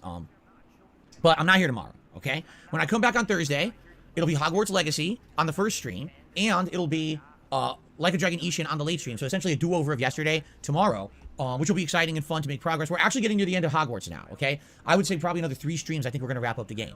So that's good because it means we may actually beat it maybe within the next week. If not the next week, like need a little bit more into the next week that's done, and then we can move on to other playthroughs, okay? So that's a good thing. Now, Friday's the big day. We got to decide. What do we want to do on Friday? Do we want to continue with Wolong? Do we want to do Metroid Prime? Or do we want to do, you know, the Elden Ring New Game Plus run? It's going to be challenging to determine because I don't know exactly what the right choice is here. Hopefully today will at least push us in one direction or another, okay? And then Friday night will be Oblivion, okay? And then what I plan to do this weekend, Saturday will be DSP versus the Internet, my weekly react show. And then we'll alternate Sunday, Monday, Tuesday, Wednesday. It'll be, you know, Hogwarts, and then whatever the new game is, Hogwarts, and whatever the new game is, and the night streams will likely be like Oblivion and Ishin. If we want some variety this week, I may do a late night stream of Modern Warfare 2 multiplayer. At the same time, this coming Sunday night, I am going to take the time to film the Patreon private react videos for the month. So no stream Sunday night. And at the same time of that, okay, the same time of that, I'm going to be working on a little bit more of my taxes and stuff too. I guess we'll see how it goes. I think I have, I want to say I have 3 private reacts to do this month. And if that's the case, it's probably going to be about like an hour to 90 minutes of work. Maybe I can squeeze in enough time on Sunday night to actually get my tax shit done. I don't know because it usually takes a long time. I don't know. We'll see. But basically this Sunday night I will not be streaming again. Okay, I just have to take the night off. It sucks, but I have to. So that'll be the week. So the real question is, what will I be doing? You know, balance with Hogwarts. I actually don't know. All right, we'll have to see what happens there. Okay. All right. So that's the streaming week. I hope that sounds good. Now, ladies and gents, it's time to talk. We have several things to talk about. Let's talk about the thing that's going to happen in the shortest term. All right, in the shortest term, this week, I would like to watch something off of HBO Max, and I would like to review it for you over on DSP React. You know, last week, I had a bunch of stuff going on DSP React. I had the Pro Jared long-form documentary, I had DSP versus the Internet, and I had The Last of Us show reviews. that was a really good week. Actually, I got a lot of views and everything on the channel last week. That was great. This week, not so much. This week, things have slowed down. I don't have a long-form react I'm releasing. And the DSP versus the internet stuff, some episodes are doing well and some are not doing so well. It really depends on the subject matter of each episode. And I did my review last night, for those who don't know, of episode 8 of The Last of Us. It's live right now on the channel if you want to watch it. Money, money, yeah, yeah. Money, money. Oh, money, money, yeah, yeah. Money, money. Thank you very much to Quasar X for Super Chat. It says, I love how his giant scare about Wednesday and not having enough for Metroid Prime is just not suddenly non-existent now. Keep in mind, Phil did promise to fucking try and cut back on that talk. Also, him getting that over $180 in tips yesterday would have certainly fucking helped make him feel better as well. That really successful day stream made him feel very confident. You know, like $155 I think it was in a day stream. The night stream was so poor, and yet, for whatever reason, Phil was happy to not fucking beg that fucking hard. I believe that piece of stream kind of stayed on BegCon 4 a lot of the time, without any movement, even though Phil didn't even hit tier 1. So, yeah, it was a kind of strange, chill, fucking happy Phil, even though he wasn't getting great support in that night stream. So, either Phil is sticking to what he was saying, like he wasn't going to fucking be that guy again when he fucking asks for tips, not shut and keeps hinting for it, or he actually got what he needed and so wasn't worried about it. Who knows? Or he was drunk, yeah. Toss Salad said he was drunk, so yeah. And yeah, Phil, who has no free time at all to fucking do things apparently, is fucking desperate trying to fucking find things to watch for him to fucking react to. For his react show, he suddenly has a whole bunch of fucking free time. Who would have fucking guessed, eh? Review last night, for those who don't know, of episode 8 of The Last of Us. It's live right now on the channel if you want to watch it. But, you know, that's all I have for the week. So what I want to do is I want to watch something new, okay, over on HBO Max. And I want to do a review of it. Now, the question is, what should it be? Because I've gotten so many suggestions. Here's just some of the suggestions I've gotten. The Batman, starring Robert Pattinson. Kong versus Godzilla. Or is it Godzilla versus Kong? Whatever that movie is. The Justice League Zack Snyder cut, which apparently is divided into 6 parts, so I could actually do a review on each part separately. I think each part, people were saying, is like a half an hour to 40 minutes long. So there you go. That'd be perfect to review each one. The Joker movie, starring Joaquin Phoenix. Never seen that. Okay? Shows that are over there. I guess there's a bunch of DC shows, like Doom Patrol is one of them. I've never seen it. Can watch an episode and review that. Velma. Yes, I know. A lot of people are saying watch Velma just on the fact that everyone hates it, and we like your take on how bad you hate it too. You know, I'd like to think I could go into it not with the mentality I'm going to hate it, but when there seems to be a consensus on the internet, everyone's going to hate it. It's kind of like, I'm probably going to hate it too. You know what I mean? So, that's what I mean. Like, that's just a few ideas. You guys have been talking Chernobyl, someone said. The show Chernobyl is an option. It's hard for me to look at the gamut of everything there on HBO Max, this big smorgasbord of content that I can watch and say, because here's the thing, I'm not going to be watching a lot of it. I'll probably be watching like an hour to an hour and a half a night. Like right before I go to sleep. Hold on. Give me a second here. I want to translate what smorgasbord means, because if that's food talk, I'm taking it. What is the translation of smorgasbord? I don't know if I can spell the goddamn thing. Give me a second. Smorgasbord. Smorgasbord is a range of open sandwiches and delicacies served as hors d'oeuvres or a buffet. There you go, that literally does mean that, so that's the fucking meaning of it. I'm going to count it as food talk. There we fucking go. I wasn't sure if we were going to get fucking food talk, although if I was going to talk about his birthday, then probably some capacity would have happened then. But there you go, I get the fucking ticket now. Because Phil said smorgasbord. Right, that's what I'll do. I'll probably watch whatever it is. You know what I'm saying?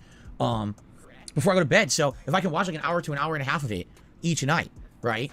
If it's an episodic show, then I can watch one episode in one night and it's done. If it's a movie, I'll probably have to split that up into like 2 nights, right? To watch.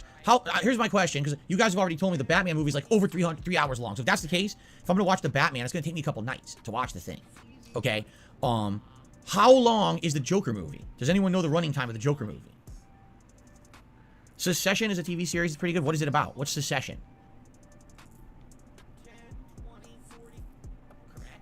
Joker's only 2 hours long? That's not bad. Maybe I could actually pull that off in one night. Yeah.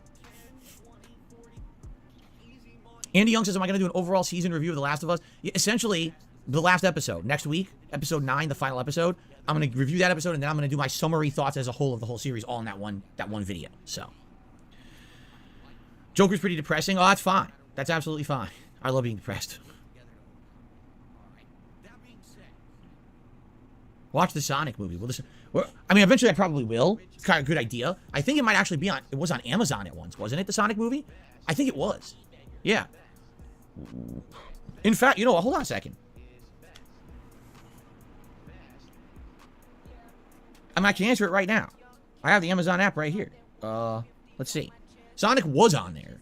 It might not be on there anymore. Because honestly, that's a pretty good choice, I feel. Money, money, yeah, yeah.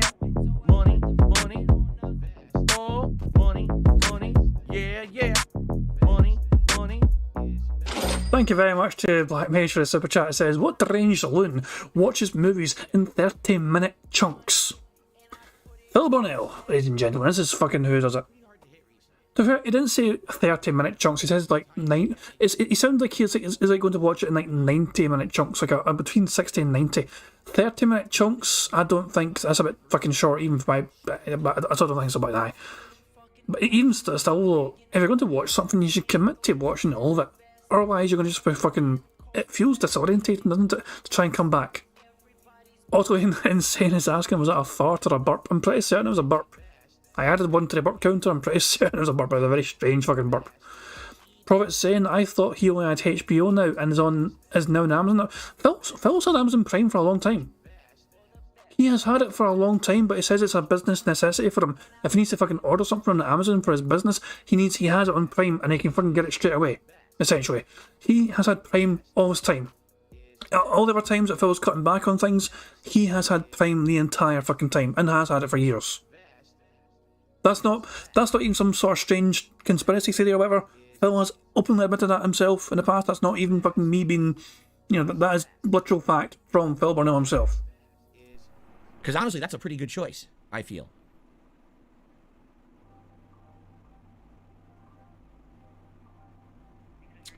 Oh, seriously? Sonic the Hedgehog 2 is on Prime. But not Sonic 1.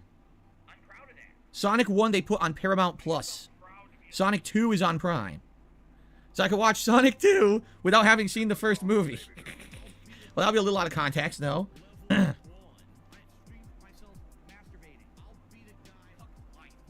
Oh, I've seen Logan before. I've seen that movie. Yes, I like that movie. Oh, yeah, I do have an update on that. Okay, that's a great question, HoboX. I'm glad you asked that now while we're talking about things to watch and review. That's a very good question. HoboX gets brownie points this morning for bringing this one up. So, a few weeks ago, I mentioned to you guys that if I was going to go see any movie in theaters, it would probably be the Mario movie, the Super Mario Brothers movie. So, I talked to my wife about it, because I'm not going to go see it myself. I'm going to go see it with her. I talked to her about it, and guess what? I did basically talk... I don't want to say I talked her into it, but basically I talked to her about it, and she goes... I feel like I need to fucking... The fucking manic eyes here. Phil's fucking weird-ass fucking manic eyes. Hold the fuck on. Potential thumbnail material here, so bear with me. I talked to my wife about it, because I'm not going to go see it myself. I'm going to go see it with her. I talked to her about it, and guess what? I did... This fucking right here. This fucking kind of strange-ass fucking buggy eye thing right here. Wait for it. This... What the fuck is he doing here? So, he's trying to think of something to say, staring at the camera, okay? And then he's like, oh, wait a second, I'm going to fucking try and think of a fucking way to phrase this. Isn't it a thing when if people fucking look up to the left, they're lying? Kind of horse that in a theatre. Dark Angel Storm, you're very mean. I love it. But isn't it a thing though, I'm pretty sure, where it's like a sign of you lying is if you fucking stare up to the left, you're trying to think of something to fabricate, essentially. In terms of, you know, you're trying to think of a lie. And then he's like, I don't know, it's a strange one. But this fucking face that Phil's making, man. I don't know. It's demented, it's weird as fuck when he does this shit, man. I really don't know why he does it.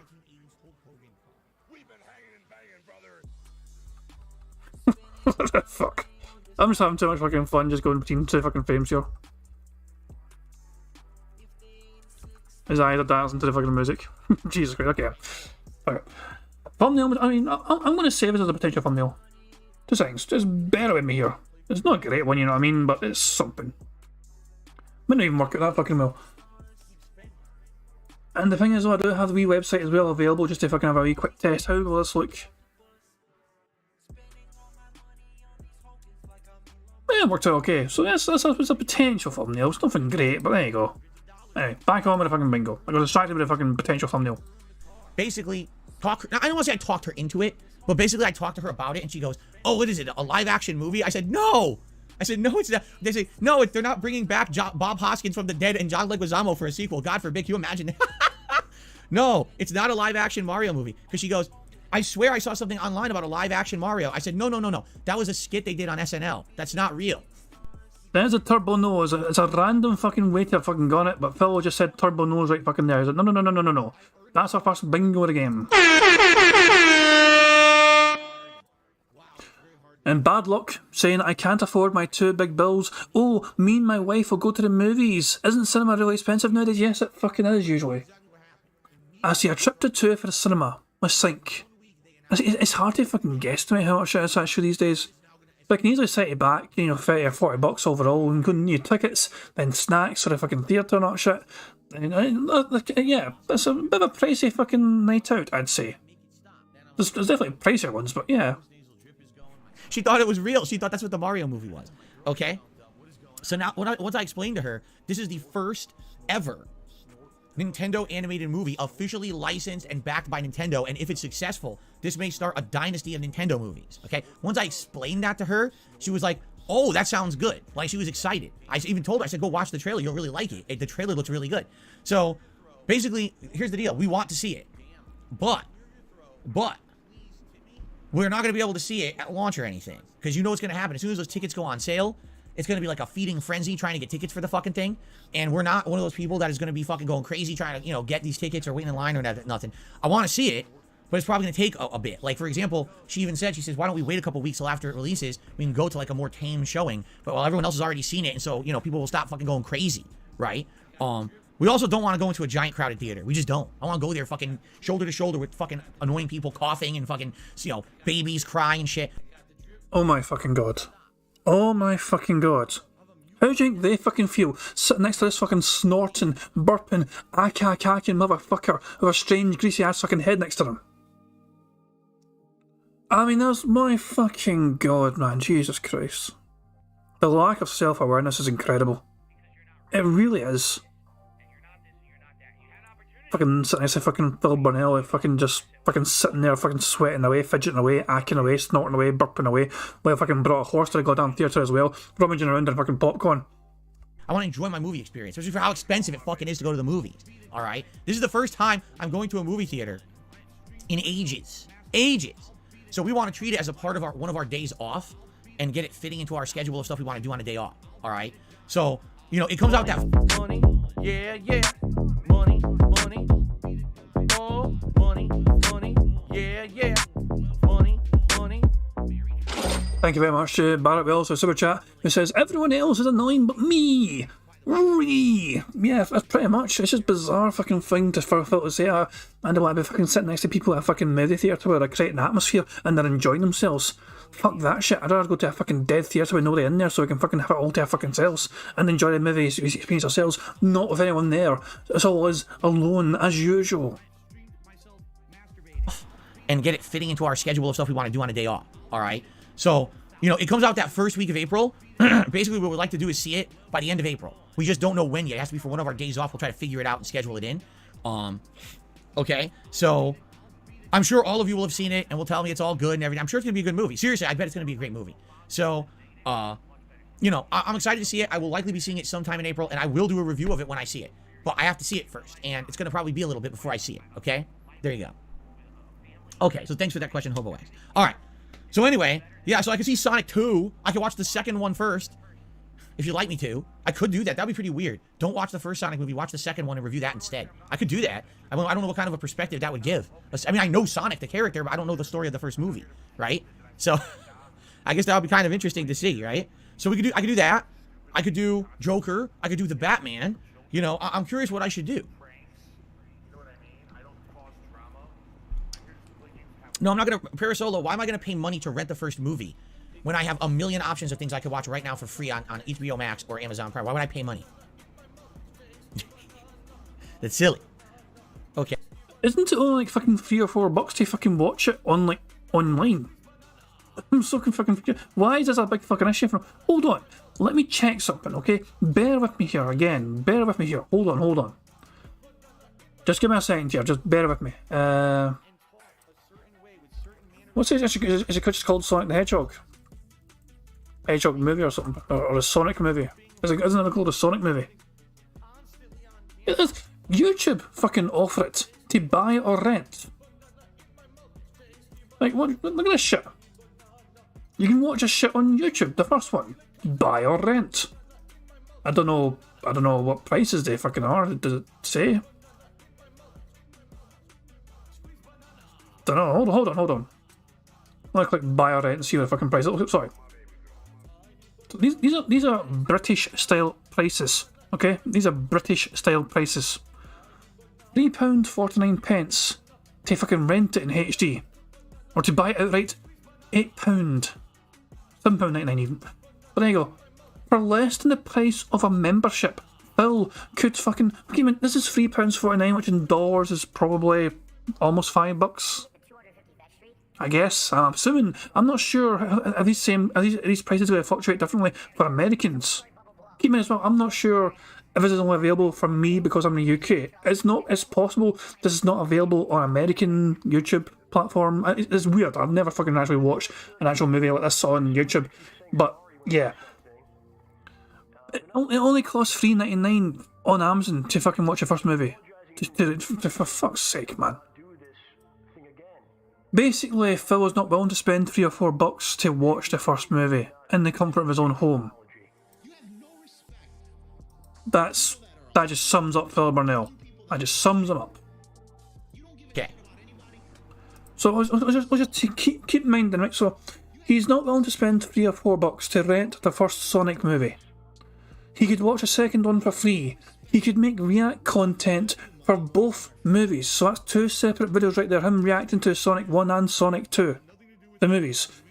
That fucking react content will make him money. Likely it would make him more than it would have cost him to fucking rent the fucking movie in the first place. It's bizarre. It's so bizarre to me why he's so fucking cheap at things like this when he can actually end up making net profit from his fucking react videos for the Sonic first movie and the second movie as well. But he doesn't want to fucking watch a second movie, which you can watch for free, because he'd feel weird about just skipping to the second movie without watching the first fucking Sonic movie. Which, yeah, he can't watch for free. It's bizarre. It's so bizarre. Oh, I've seen Subsilver. I've seen all 6 seasons of HBO's Oz. I've watched it. What a show. Holy shit. That was a crazy ass show. That's for sure. Watch the first Sonic with Paramount Plus' 7-day free trial. I don't want to sign up for a trial. I don't want... Guys. Here's already we're going off the rails. I'm like, okay, here's our options. Something on HBO Max, something on Amazon Prime. No, do this instead. No. Here's our options. Something on HBO Max, something on Amazon Prime. The two things that I have. Well, Phil, do this instead. No. Something on HBO Max. There we go again. Something on Amazon Prime. Something on HBO Max, something on Amazon Prime. Okay, it's a musical. So that's what we're going to do. I'm going to watch something from those, and I'm going to review something from those. Get it? Thank you. Okay. Jeez. Everyone going nuts. It's just, Jesus. Anyway, so what I'd like to do today is put up a poll. I need to put up a poll. All right? And the poll's going to be what I'm going to watch. But I need your help to determine the poll. All right? And post it up over on DSP Reacts. And I'm kind of curious to see what people vote for. So I'm going to do it right now live. Like literally right now. Literally? Okay. Literally right fucking now. He's going to do it literally right now, guys. He's going to do it literally right now. You know I'm going to do it literally right now. Right now, literally, I'm going to go to 2 times speed. Oh, shit.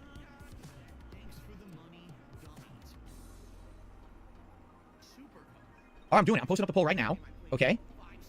It's members only. All the polls on DSP Reacts. This is the benefit of being a member. We have 71 members over on DSP Reacts right now, and they're the people who determine the direction of the channel. That's why it definitely makes sense to become a member. And by the way, I'm going to give an update on the poll for the long form React. We have 30 people who voted so far out of 71, so I hope more people will vote. So here we go. Let's do a poll. Let's do 5 options. That's the max you can even do over there. Attention members, vote now on what you want to see me review next here on the channel. My review will likely go live either Thursday or Friday of this week. Thanks and good luck. So I think we can narrow it down. Let's start with the one that a lot of people have been saying, the Batman. Robert Pattinson movie. Okay. Number 2. All right. Let's determine this together. Hold on, let me get the chat open. Battinson. Call him Battinson. Should I seriously put Velma in there? Let's put Sonic 2 in there. Let's put Sonic 2 in there. That'd be hilarious to watch that before I see the first one. It is on Amazon Prime. Okay, number 3, let's do the Joker. I think I spelled Joaquin correct. I'm pretty sure I think I know how to spell his name. So the Batman, Sonic the Hedgehog 2, and the Joker are 3 options so far. I feel like we should have some TV show options in here. Okay? What TV show options should we throw in there? So also Velma. Do you really want me to put Velma in there? I'll put it in there if you really want it as an option. I don't know if anyone's gonna vote for it, but I'll put it in there.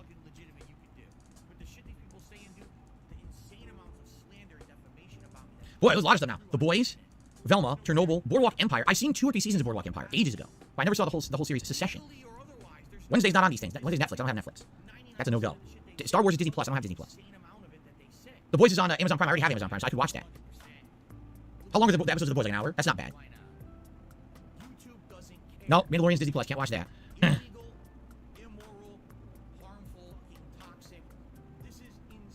Huh? Big spoiler? What spoiler? Did someone spoil this whole show? I mean, I probably didn't even know. No, I'm not watching SpongeBob. Anyway. Chernobyl's created by the showrunners of Last of Us. Well, if that's the case, do I really want to watch Chernobyl if I'm watching Last of Us? It wouldn't be like more of the same. Peacemaker, I guess, could be an option. Oh, you know what? I know nothing about it besides John Cena's in it. I'll throw that in there. Peacemaker. I will put that in there. That's actually a good option. That's HBO Max, right? And what it is, I can maybe watch 1 to 2 episodes and do a review per 1 to 2 episodes of Peacemaker. That's a good option, I feel, actually. That was a good idea, whoever said that. I just want you guys to understand that. All right, fuck it. I'm going to put in the bullshit option of Velma. There you go. It's been tough. You know, my life is So, tough. members will be voting starting right now. All right? I hope people will vote. We have 30 members who voted so far in the long form react of the month, but we have 71. You would think more members are going to vote. He's gone past the fucking. He's actually set it pull up, so I'm going to slow it back down to 1.5. No. So, if you're a member, please vote. This is going to help me determine what I'm going to watch and do an actual review of in the next couple of days. I mean, at the earliest, it'll be Thursday, but maybe it'll be Friday. Depends on my scheduling, how much I get to watch. But I would like to actually do another review series to go along with everything else, since it seems like reviews you guys like. You like the reviews of The Last of Us. So why don't I keep a review series going, and as new shows start to come out, I can also review those, you see? Okay, so I'm going to do it. Here's the options. The Batman, Sonic the Hedgehog 2, the Joker, Peacemaker, and Velma. All right? The poll's going live right now.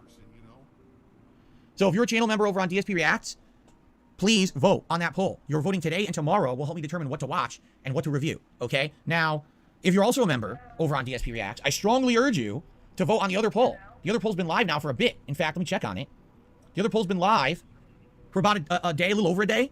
And the polls for the long form react I'm going to be doing at the end of the month. And now it's 31 votes. And to give you guys an update. You ready for this? So, the next long form react I'm doing at the end of the month. Shane Dawson's story has 26% of the vote. The Channel Awesome Nostalgia Critic story has 13% of the vote. The H3H3 Productions Ethan Klein story has 26% of the vote. That's right, we got a tie between Shane Dawson and H3H3. Ice Poseidon story has only 3% of the vote. Looks like Ice Poseidon is definitely getting off the hook here unless there's a giant rallying of votes. And then the Wings of Redemption follow-up documentary has 32% of the vote. So right now, the Wings of Redemption documentary, the follow-up, is in the lead by about 6%. But just to give you some perspective, there's only 31 people out of 71 who voted. There's still 40 people. The majority vote has not been cast yet. Okay? So if you're a channel member on DSP Reacts, you gotta wake up. I need you to vote. This is actually very important because this is a major component of that channel is people voting on this stuff. That's why being a member over on DSP Reacts is such a powerful thing. You understand? If you want to help form my content on... I'm sorry, but I've got to fucking do it. Being a member over... This kind of thing he does here, I usually ignore for a potential thumbnail, but fuck it. Let's get a nice fucking wee... Let's get a nice wee fucking thing right there. He's just touching his wee fucking weird ass eyeball. There, right fucking there, look at that shit. Right there, right fucking there. That's Phil just fucking putting his eye back in. Nearly popped out his head when he saw the price of fucking Sonic the Hedgehog movie. Right, let me save that very quickly and we'll see how that turns out.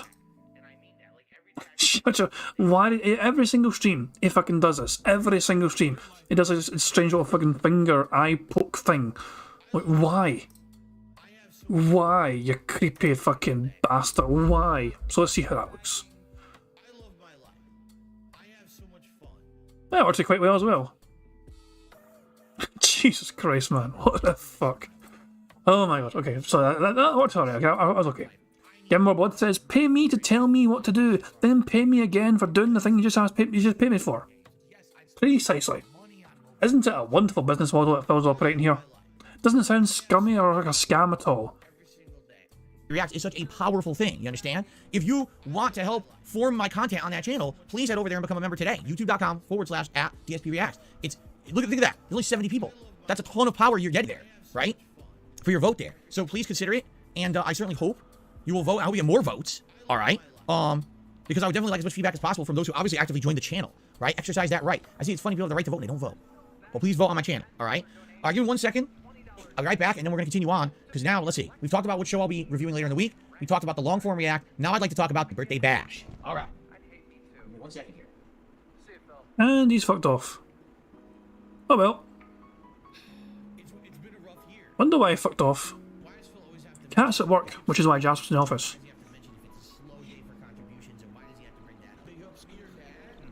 Okay. All right. Okay. I completely agree, Nick. I think there should be a free membership to any channel of your choice with YouTube Premium. I can't believe they don't do it. It's free money. How many more people would become a YouTube Premium subscriber if they were told you get a free premium membership to any channel on YouTube once a month? They'd probably, I'm not kidding, they'd probably double their YouTube Premium memberships. They would. I just don't get it. It's like such a no-brainer of business, and they just don't think big picture. They're so hyper-focused on little nuanced shit. I don't know, man. Anyway. Andy Young, I don't know anything about a BBC player. I don't want to look at those things. You know what I'm saying? Oh, you mean British Broadcasting Corporation, excuse me. No, I still don't have that player either. Anyway, so my birthday this year is April 6th, just like every year. Did you know that my birthday doesn't change? It's kind of convenient that your birthday's always on the same day, right? Now, some years, all right, I actually do an event right on the day of my birthday. Other years, I do it around. So if you take a look at the actual calendar, all right, if you take a look at the actual calendar for the year,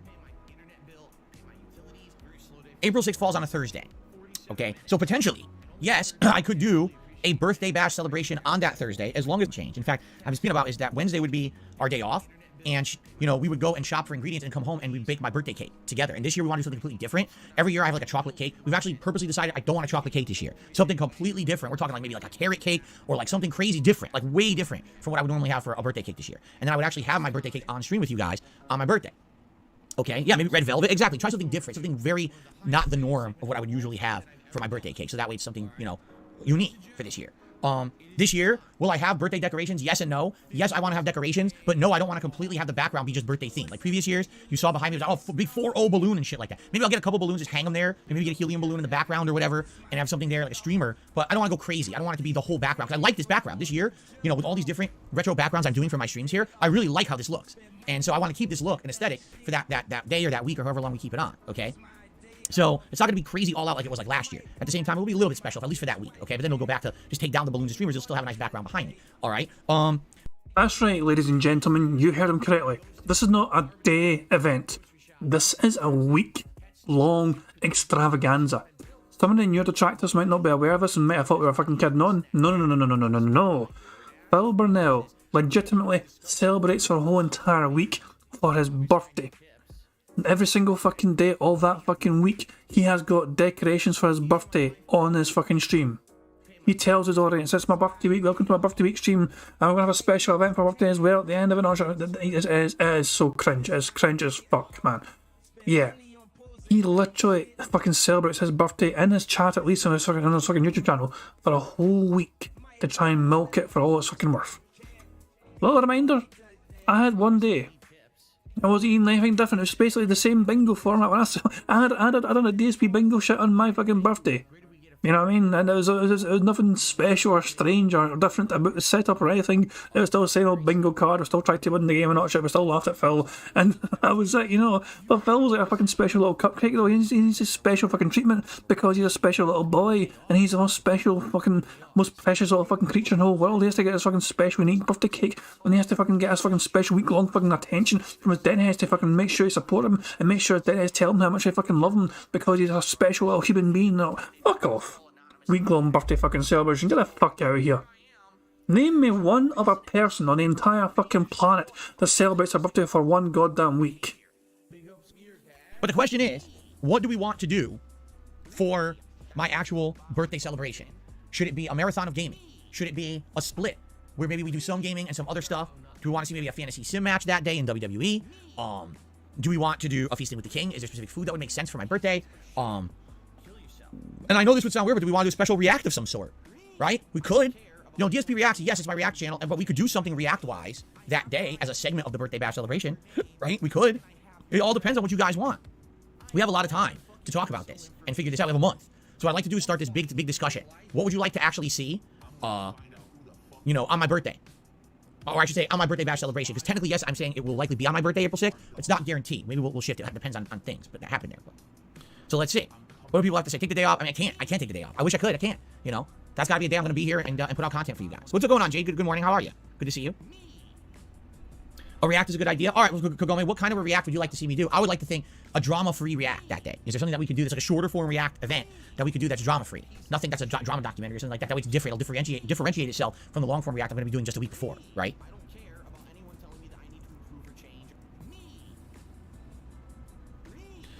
What options for feasting with the king? Again, you know, it's kind of open. You know, we have to think about it, right? Oh, there are none. Derek the Sith says, DSP reacts to an old home video of one of your childhood birthday parties. You have to understand something. When I was growing up, video cameras weren't common. I know for a lot of you that sounds weird. Like, what? Yeah, video cameras were not common. They were very expensive because they were all on, like, Betamax or those little mini tapes or VHS tapes. A camera back then cost thousands of dollars. And even to rent one for an event, you'd be spending $400, $500 in the 80s. That's how expensive that equipment was. There's nothing like that. I know, it's kind of crazy, but there's just nothing like that from my childhood. What there are photo albums. And one day I will inherit those. You know, my parents have them all right now. And I'm sure one day, all that will be inherited to me. Maybe one day we'll go through my history and go through a photo album together, right? But, you know, I wish, that'd be nice to have video footage of me as a kid. It doesn't exist. It literally doesn't exist. It was too expensive. So none of that's really been documented via video that we could watch. So, Randy says, try not to laugh challenge where every time I fail, I take a shot. See, that I would like to say that's possible. But if I do that, okay, that has to be a short segment, because what if I'm doing it for 30 minutes and I laugh 10 times and I'm drunk under the table, you see? That can't be like an all-day thing. That could be like one segment of the show or something, you see? Jade says, I love seeing funny videos with scare pranks. Dobby says, a 30-man fantasy sim, and there's a video on YouTube called The History of the Most Popular Memes from 2004 to 2019. Huh. I don't know about a Hillsong documentary. What in the hell is Hillsong? Never heard of that. It will be a drama-free. I'm not doing... If we're already going to be reacting to a drama-like documentary. Jasper, do you really... You know you're not supposed to eat that wire now. Come on, buddy. Jasper! Oh, that's it. He knows he's not supposed to eat the wire. You know you're not supposed to do that. Okay. No, if we're going to be reacting to one of these documentaries on the weekend of the 25th, 26th, I'm not doing another drama react on my birthday. No. In fact, I'd like to have a vacation from drama on my birthday. Dang, Jasper, don't do it, man. I'm telling you, don't do it. He's being a nut. So some people are saying, why not react to my own stuff? Why not react to one of my forgotten playthroughs? I mean, we could. Realistically, you know, I could load up some of those videos or upload. Money, yeah, yeah. Money, money. Oh, money, money. Yeah, yeah. Money, money. Thank you very much for Black Mage for Super Chat. It says, unless Papa dies first, Pig is so cut from that will. It's very fucking possible. It really is possible. It's a bizarre... I mean, we have no concept of the kind of relationship that Phil has with his parents other than him fucking never forgetting the fucking Wolverine Toy Story, the fucking thing that was the object of Phil's ridicule. The fucking Wolverine Toy Story is legendary. Why didn't you listen to me? Said Phil, so the child version of fucking Phil to his fucking parents. Jesus fucking Christ, man. But, yeah, the things that we kind of guess is that, you know, his mother ruined him. That's the general consensus is his mother ruined him and his father kind of tolerated him but still fucking hated him. Just hate, maybe hate's a strong fucking word. Not hate, but yeah. His mother ruined this fucking person. What you see today is the result of Philip's mother, Linda. She is partially to blame for this fucking abomination of a fucking creature you see before you. And we could, realistically, you know, I could load up some of those videos or upload some of those videos. Queue them up and upload them behind the scenes, make them all private, and then that day on my birthday, play back an old playthrough and react to the old playthrough. I'm sure it's going to be low quality and there's going to be a lot of groanable moments, right? I don't know how fun that would be.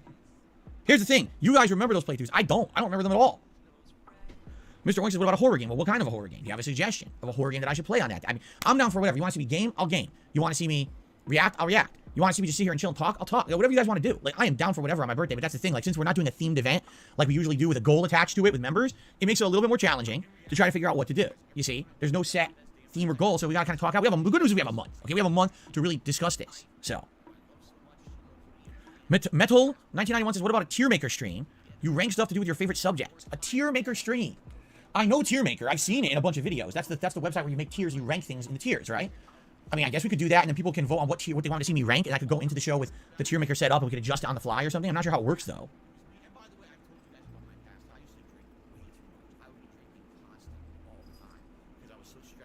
It doesn't work solo. It works with groups. Oh, well, I don't know. I don't even really understand it. Do something funny like an alcohol tier list.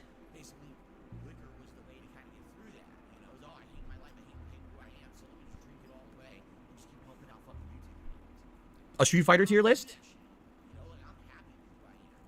Yeah, I don't know. We'd have to discuss it. I don't know how it works. I have to look into it. Is it a website that you can do on the fly, like adjust on the fly? Maybe I have to watch a couple videos of it.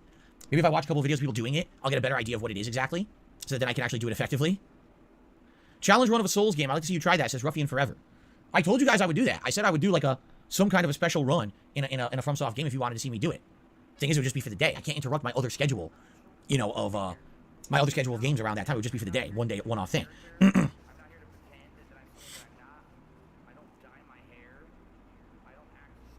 Tier list videos do great in the algorithm. No lie, says Local Nomad. All right, Andy says he did a highlighted member comment with a suggestion. Sounds good. I'll look at comments later today and approve that. All right, in the first 10 minutes of the poll being live, here's what we have. 14 minutes running. We have 9 votes. 0% of the vote is for the Batman. 33% is for Sonic the Hedgehog 2. 44% is for the Joker. 11% for the Peacemaker. And 11% for Velma. So right now the Joker is in the lead, but only 9 fucking votes in like 14 minutes. Dead fucking channel. I could do a poll right fucking now and I can get fucking tons more fucking votes than that, for fuck's sake. And Phil's fucking 100 times bigger than my fucking channel. 9 people voted. So we still have like another, 60 some people to vote. Iceberg videos. I've seen 5 zillion Iceberg videos on YouTube. I would confess, I have no desire to watch any of them. They look like they're just... Yeah, when I think of iceberg videos, I think of the kind of big massive iceberg. I think Ex Mortis was responsible for the iceberg video. The graphic anyway. Of all the things, like, the kind of layers of like fucking, of like Phil's fucking antics, etc. I don't know, for fuck's sake, man. Phil desperately fucking, just fleecing his viewers for ideas. Phil is creatively bankrupt. I said this earlier on Raven Stream. Phil is creatively bankrupt. He cannot come up with any notion of ideas himself to make fucking content for his channel. It's all about the audience deciding the ideas, the audience throwing ideas at him. But not only do the fucking audience have to source the ideas, they have to fund the ideas, and then when the fucking event happens itself, they have to give them even fucking more money for the fucking event. Just all copying each other. It seems pretty boring. Maybe I'm wrong, though.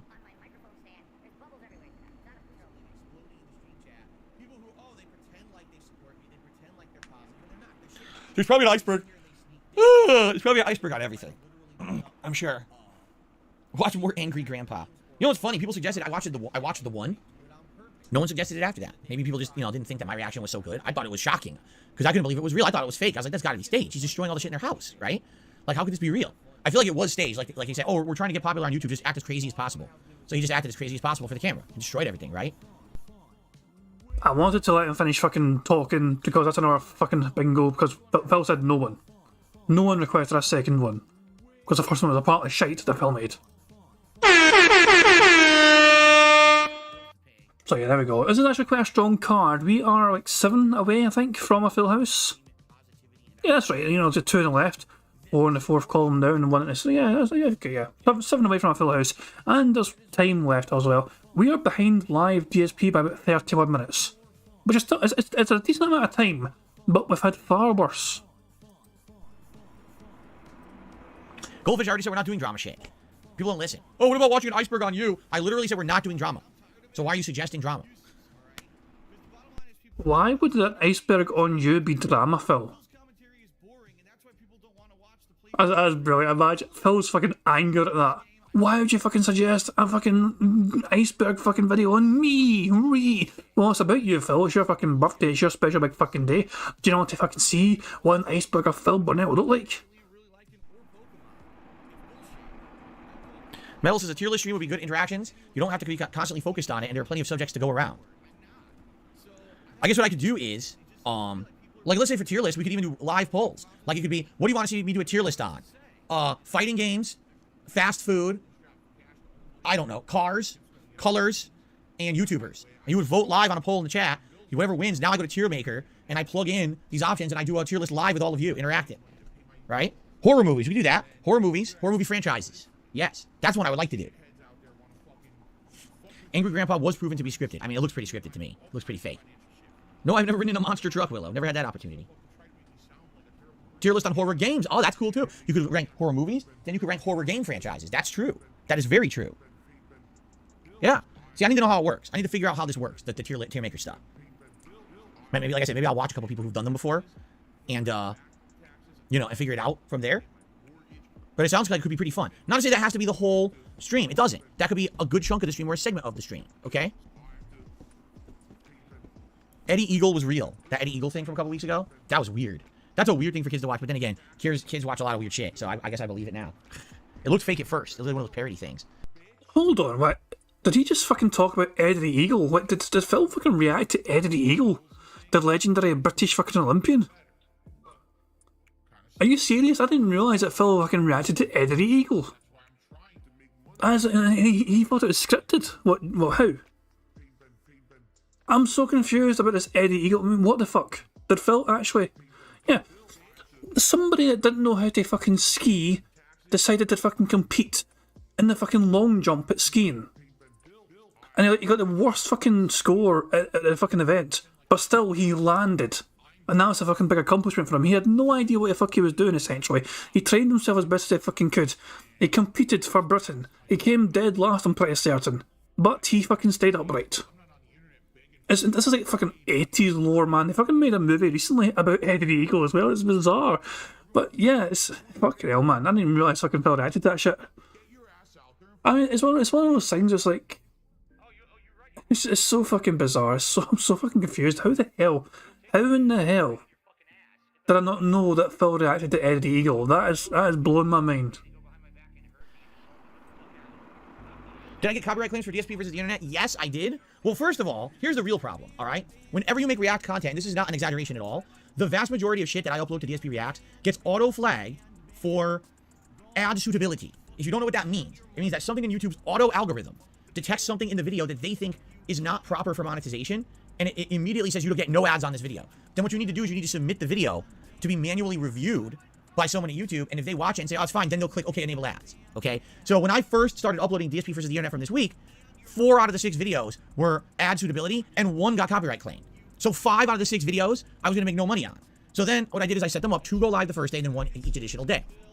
I immediately submitted them all for review, and within 2 days, so by, what was that, Sunday? No, yesterday, all of them had been approved for ad suitability, except for the one that got the copyright claim. So one of the videos, everyone watched on day 1, and I got nothing for it, but now ads are on it, so if anyone watches it afterwards, I will get credit for it, okay? The other videos, luckily for me, they did get ads in time. So basically this week was a lucky week. Previous weeks, there have been videos that like sat there for the whole week, not eligible for ads, and usually more than one video gets copyright claimed. I feel like I kind of got lucked out this week, where only 1 got copyright claimed, and the rest are monetizable, okay? Thing is, you gotta understand something. These videos don't get a lot of views. Take a look at the videos on DSP React. At most are getting 1,000 views per video. That's nothing. That's pennies. So it adds up. Maybe I make a couple dollars a day on the channel, okay? Add it up. A couple dollars a day per 30 days. So I don't even make $100 a month on ads on the channel. Do you see what I'm saying about the profitability of that channel comes from the memberships and comes from the live streams. It doesn't come from ad revenue. It won't until I get so much content on that channel. There's a body of content that people will now constantly watch, right? And rewatch because they like it. And until I get more consistent viewership, that ads will never be a concern for that channel. And I knew that would be the case. You got to understand, the reason that DSP Gaming has profitability with ads is because this channel's been around since 2010, has over 60,000 gameplay videos on it, and on any given day, people are watching various videos all over the channel, and I'm making money on all of that. It's different than a channel that has been defunct for over a year, has a bunch of vlogs on it no one cares about from the past, and gets no views outside of the new content. And each video gets maybe 1,000 views, if that, you know? So, it's not that big of a deal. It's more about become a member, become an interactive part of that channel, and support it in that way. And yeah, on those streams, by all means, if you can contribute during those live streams that I do, that's going to help a ton too, okay? Okay. All right. So guys, thank you. I think we're going to do shout-outs now. Thanks. This is good input. We now have a poll going for what you'd like to see me watch this week and react to by doing a review. So if it ends up being Joker, great. If not, you know, only 9 people had voted. We'll see. Please, if you're a member on DSP React, you got some interesting things to give your input on. What do you want to see me do a review of later this week? And what long-form react do you want to see me do at the end of the month? Please exercise your right to vote. That is a huge amount of power that determines what I do on that channel, okay? Now, we will continue to talk about what I should do Where's the poll? It's over on DSP Reacts. It's the members-only poll, Alexandru. That's what we're talking about. Members get to vote over there. It's on the community tab, by the way. That's where it shows up over there. Okay, so we also got some ideas for my birthday bash. I would say that tier maker idea could be a really good one. We have to talk a little bit more about it. I have to do some research on it and see exactly how it works, perhaps. Sounds interesting, though. It does. So let's see if that will work out. Maybe something that I could do, you know, for part of the event. I guess we'll see. Okay? All right. Good stuff. I like that suggestion. Now, let's do shout-outs. We start off today with 672, who did a super chat. He says, you're going to need to make a poll when you say it's up to you guys. You can't get a valid answer from just looking at the chat. It makes no sense. Some people jump the gun, I feel. Like, what made you think I wasn't going to do a poll? Of course. I mean, I wanted to get initial ideas from the chat, and then ultimately, things that I do over on DSP Reacts are determined directly by the members there. So the poll is live. Right now, if you're a member on DSP Reacts, you vote right now to determine stuff, you see? So there you go. Thanks for the initial help here on this podcast. Members, please vote. Andy Young re-upped their membership for 4 months as Twitch fails compilation react. I mean, could a Twitch fail compilation? I don't know what that would be. I don't know what kind of people do on Twitch besides that one guy that I saw once who was drunk, pulled out his handgun, fired it live on stream, shot a hole through his house, and then got arrested. Idiot. So there you go. Oh, so you're saying 672's comment is about playing Wolong or not? Oh, I see. Okay. Well, we can't even do anything on that until I play it today. You see what I'm saying? I have to play the stream today and see how it goes before we can even make a determination. So, all right. Thank you. Tips, side of stuff. Let's get started. We start off today with a $4.20 tip from Dorian. I want to show some support for Wolong. I think it's one of your better playthroughs this year so far. I can't imagine why you think that. Honestly, it's not like I'm playing the game well. It's not like I'm even really enjoying the game that much. So I'm not sure why you say that, but thanks, Dorian. And thank you for the tip. I do appreciate that. And you got your nice special animation there. Thank you, thank you.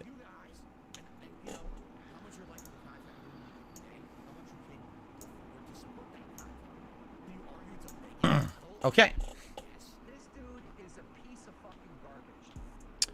Oh, let's see here. We got...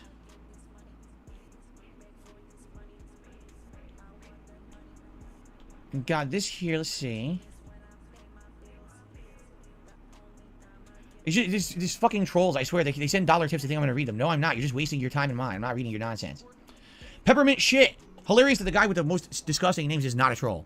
To the $1.25 says, you know they brought back the KFC Double Down Sandwich. Will you try it? No, I've already had it. It was not good. I had it a decade ago when I was much younger. Now I'm in my 40s. I'm not eating that shit. Absolutely not. But thank you for the tip. I appreciate it. Peppermint shit. What a great name you have there. Okay. I received a $6.66 tip from Dan the Man. He says, hey, Phil. What's going on, Dan the Man? Good to see you. How are you doing? Thank you for the tip. We get to see a nice, unique animation with that one that we don't always get to see. There we go. Me and my flaming ass looks like I just ate some, like, hot, spicy Indian food, maybe some Mexican. And that's what I look like authentically after that. That's an actual scene that takes place. So thank you very much, Dan the Man, for the tip. I'm doing pretty good. You know, I'm looking forward to Wolong and making a determination if I want to keep playing it or not, honestly. We'll find out, you know, today. So. That's what just said. Double down equals no more birthdays. That was Zen Shuriken. Yes. If I get a double down, I'll be dead. So we can't have another birthday bash next year, so I don't think I'm doing that. Probably a bad idea. Okay. So, guys, that's the shoutouts for now. If anything else comes in, I'll shout it out. But in the meantime, we still have extra time. If you guys want to chat about anything, tag me. We'll have a little bit of Q&A here going. Okay?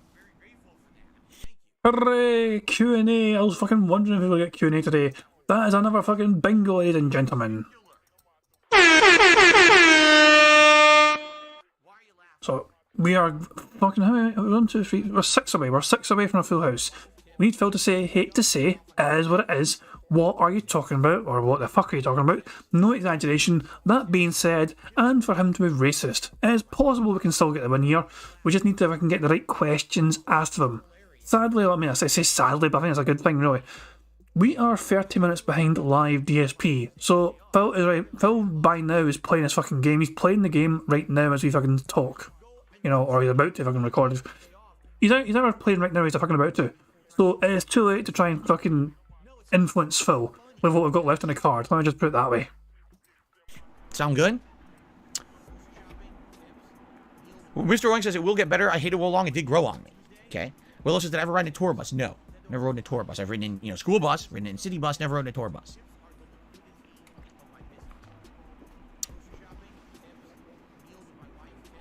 Oh, did someone actually just insult? Wow, someone said something disgusting about my pet. Wow. Enjoy your ban. An idiot. Okay. Hello, X-Shooter. Good to see you here today. Would I rather see a new 2D Mario or 3D Mario game? I want Super Mario Odyssey 2. Super Mario Odyssey 1 was absolutely outstanding. My Game of the Year pick for 2017. Here we are 6 years later, and they didn't make a Mario game? Like, see, here's what happens. I feel like this is the problem with Nintendo. With Nintendo, it's either feast or famine. We had a series of years there where it was like Super Mario 3D Land, right? New Super Mario Brothers, New Super Mario Brothers Wii, New Super Mario Brothers Wii U, Super Mario 3D Land 2, Super Mario Odyssey 2, not Odyssey 2, Super Mario Galaxy 2. You know what I'm saying? Like, there was like 5-6 years, there was like 10 Mario games, right? Then all of a sudden they decide, we're not going to put out Mario games for a while, we're going to reboot the franchise and do a new one. So they do Super Mario Odyssey in 2017. Oh, it's insanely good. Like, so good, I can't wait for the next one. Oh, let's not release one for 6 more years. What? Why did you release 10 Mario games in a 5-year time span, and then release none, and then release one, and then release none? You know what I mean? Like, what is going on with Nintendo that they do that? They tend to do this. They'll oversaturate the market. And then everyone wants something new and they don't get it. What happened with Donkey Kong? Remember they had Donkey Kong Country, then nothing for a million years, then Donkey Kong Country Returns, Donkey Kong Tropical Freeze, and now nothing for a decade. Yeah, every year there's two Pokemon games. Like, what? No, you can lay off the Pokemon. No, really. You can lay off that and give us other good games.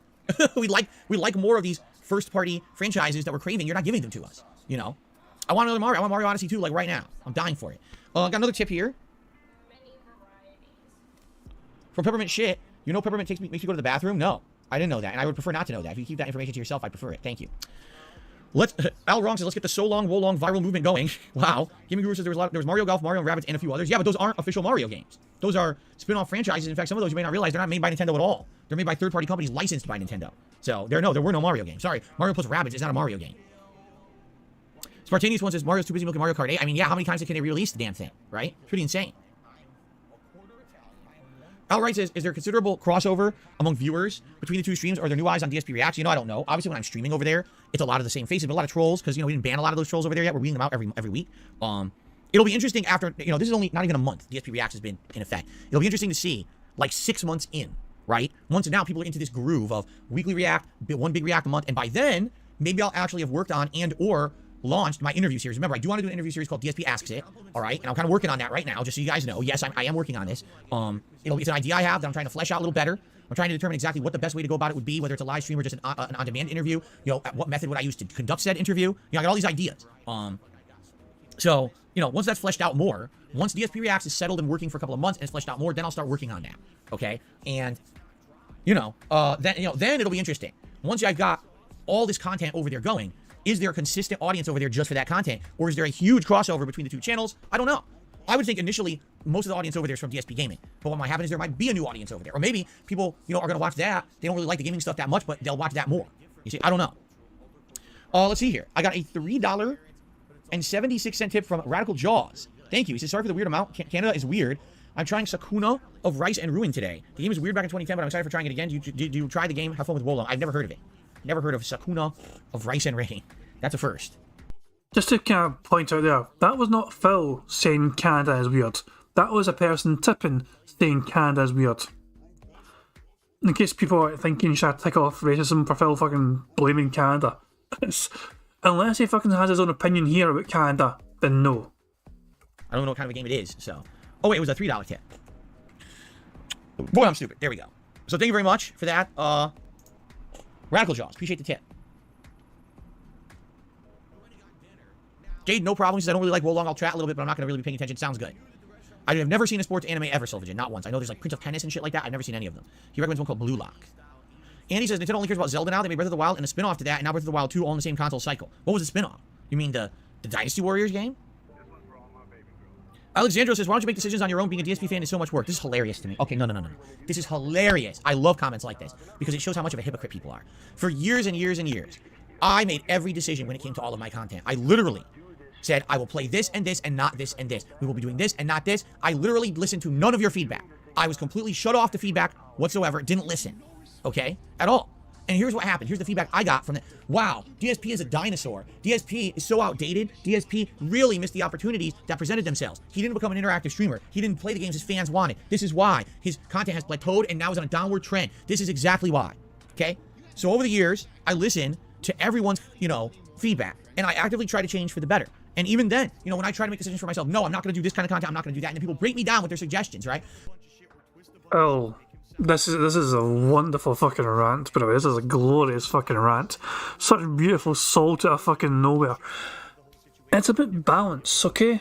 It's about fucking balance. You can't just go either one extreme or the fucking other extreme. You went from being fucking completely shut off from taking in fucking suggestions to doing nothing but taking in fucking suggestions and ideas and input, not because you're fucking creatively bankrupt, as I said before.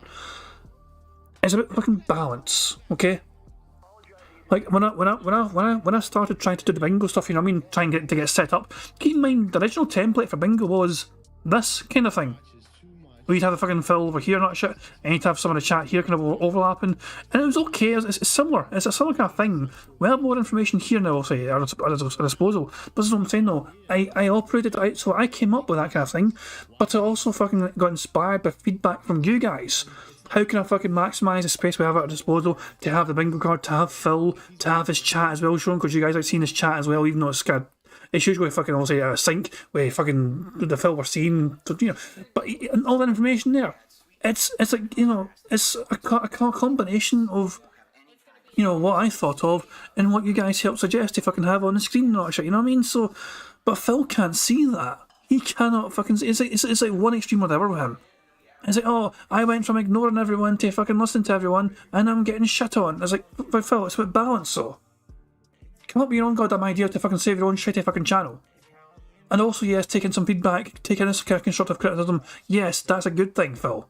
It is good you're fucking listening to your audience, but you're not just listening to them, you're depending on them, you're relying on them to come up with every single fucking idea for your channel. I have a channel here, guys, but you guys need to fucking decide what I'm fucking doing because I can't fucking think of what to fucking play or fucking react to make it fucking successful.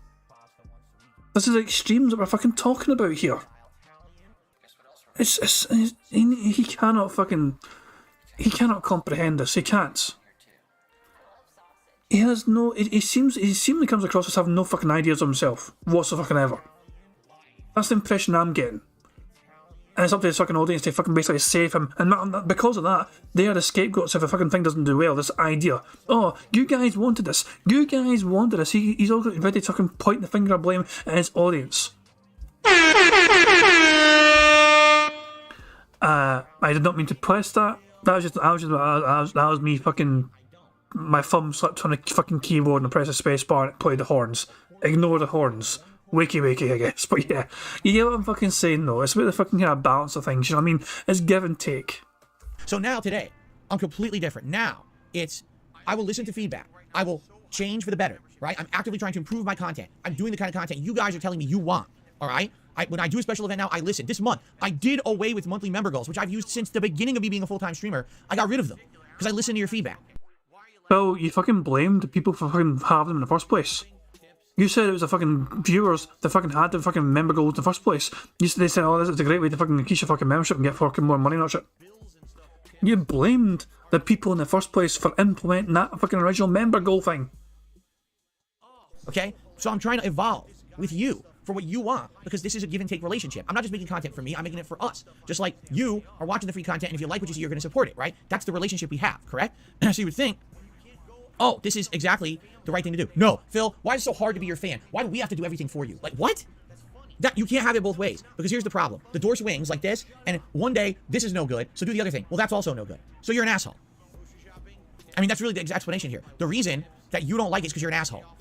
For fuck's sake, Phil. He really doesn't get it, does he? He really doesn't get it. Wow. I'd like to fucking, you know, Phil thinks we're going to fucking take this out of context. I cannot wait to see us being clipped on Hey Army or fucking Aquateel or whoever, Snort Hogan, one of those three are fucking good clippers, re-clippers, not shit, you know what I mean? But Jesus Christ, man. Wow. One more time. Phil, why is it so hard to be your fan? Why do we have to do everything for you? Like, what?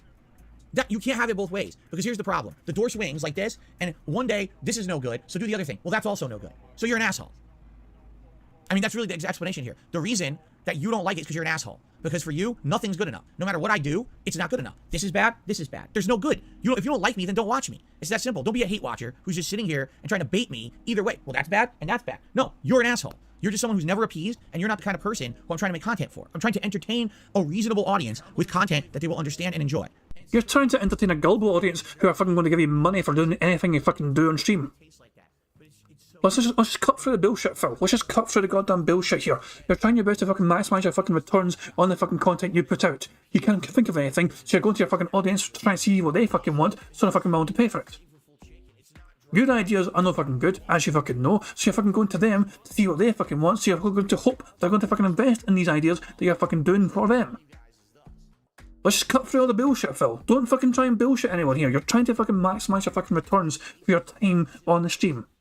This is what you need to fucking do. This is your business. But the fact of the matter is you can't fucking come up with any goddamn ideas by yourself. You can't come up with an idea that's going to make your audience say, that's a great idea, Phil. Thank goodness, that's a great idea, Phil. Never mind what they fucking want for a fucking second. They want you to entertain them. But right now it feels for them like it is their fucking job to give you ideas to be entertained. It's a very different fucking feeling.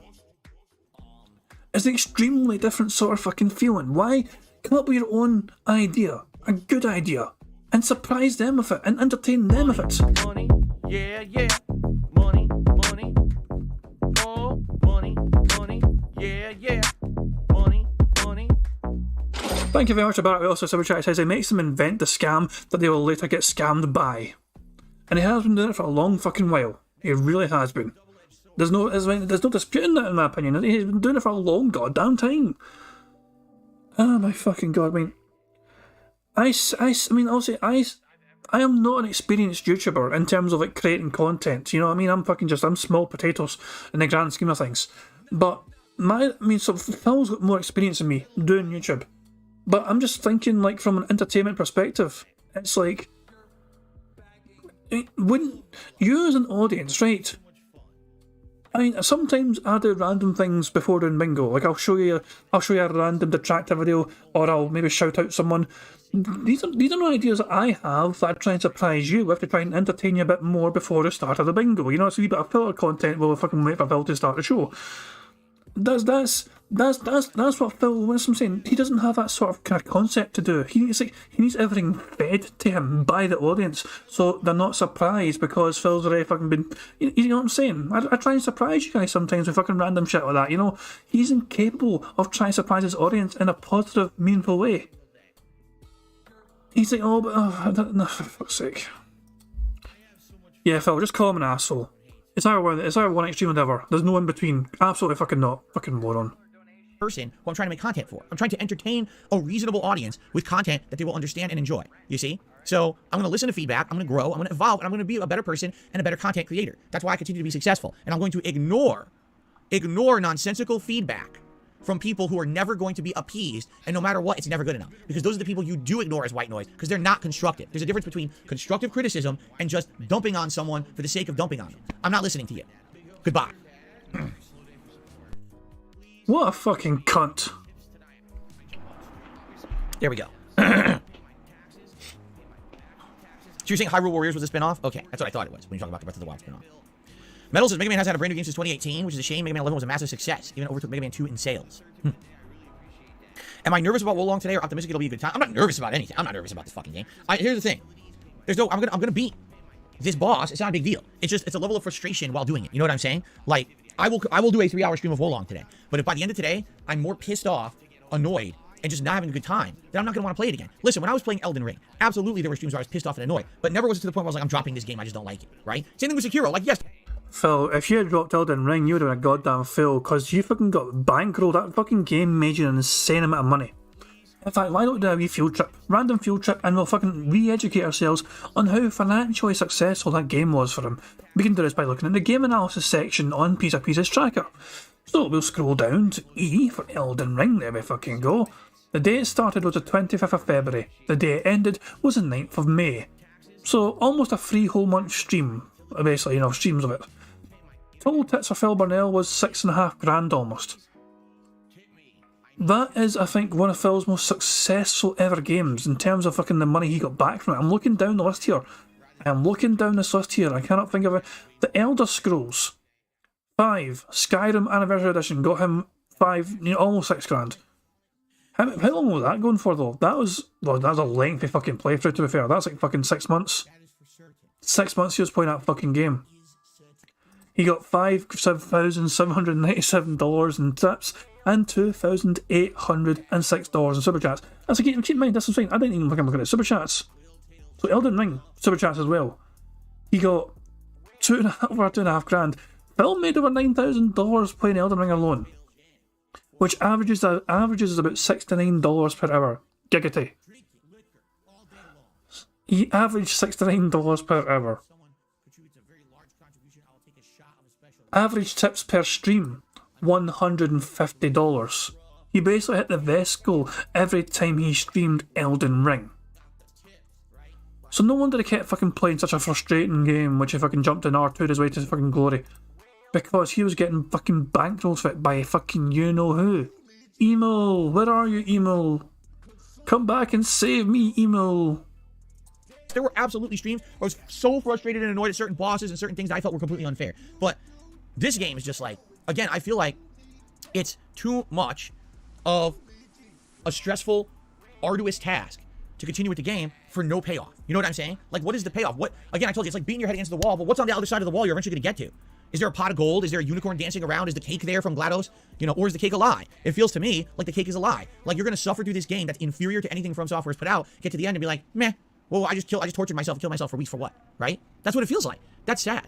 That's absolutely sad, you know? So, I don't know if it's worth it. Again, let's see how today goes. Now I gotta take people's feedback. Oh, you can't fight this boss head up, because if your game's lagging, you can't parry. So just stand back and wait, and then parry when you easily get the chance, and don't ever attack it until it's wide open. So that's boring. That's literally boring. Don't use any of the combat mechanics of the game because they're not gonna work in this fight. Play it like a different fight. You know how boring that shit is?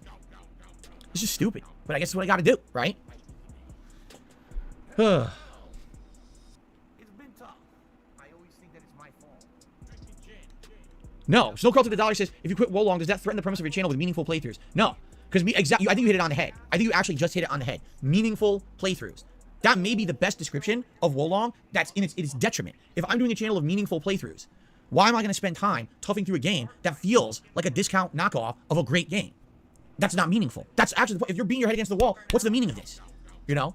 From Software, if you play a From Software game, you quit it in the first few hours, you're legit missing out on some great experiences that you know are going to be hidden in that game later on. Like, yes, I agree that in the last third of Elden Ring, there's a lot of repetitive grindiness, but also the end bosses are amazing. I thought those end bosses were really, really neat, and I'm happy that I fought even all the secret bosses. Wow. I'll remember that Moog, the blood fight, where there's blood everywhere, he's turning into a demon with the wings and everything. That was so unique. It's super fun. I was like, wow, this is great. Like, this is the end game of what you want for a game like this. So crazy, fun, challenging. You know, that's momentous, right? And those are moments that I will remember. Those are meaningful moments. That's what you get from the FromSoft games. I don't know if I'm getting that in this game. I feel like it's just going to be annoying and just not. And where's the reward? I don't think there will be a reward. I don't. I'm not one of these people who gets a feeling of self-enjoyment and worth because I beat a game that I know is difficult. I just don't. I really don't. You know, I get the appeal of the FromSoft games. I enjoy them. But overall, I like a great experience with variety and uniqueness and fun. And I'm not getting that out of this game. This game just feels like a lot of the same, not very good stuff. So why put so much time, effort, and stress into it? You see? Plus, I didn't buy it, so there's no investment there. It's not like, oh, I blew $60, $70 on this game, so I'm committed to playing it or anything like that, right? So there you go. Is From Software the only one allowed to make hard games? No, but they sure are the best company doing it right now. That's the difference. They really are. When you're playing a game that's in the same vein, and this is far inferior to what I've already experienced from FromSoft, that says something. Especially because Sekiro was, what, 2019, so they had 4 years to make a better game, and they certainly haven't.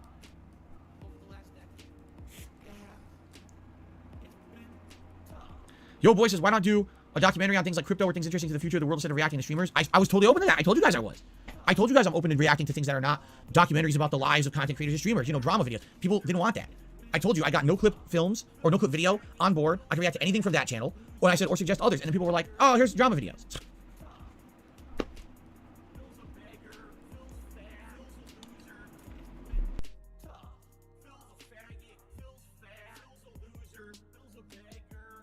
Super Meat Boy is in the stream chat, whining and complaining, saying I never talk to anyone unless they tip me or they send me money, which is completely false. All he's been doing is sitting there all night complaining that he's depressed and no one cares, and everyone's basically ignoring him because he's like, dude, we just don't care. You know, you come in, the first thing you say is you're depressed, and what are we supposed to say to that? Now he expects the iBoys to do. Son of a bitch. I was fucking muted the whole time. Sorry. I was trying to ask Barrett Wells, what does he want me to use? What game? What am I searching for here? So the word unique is what he wants.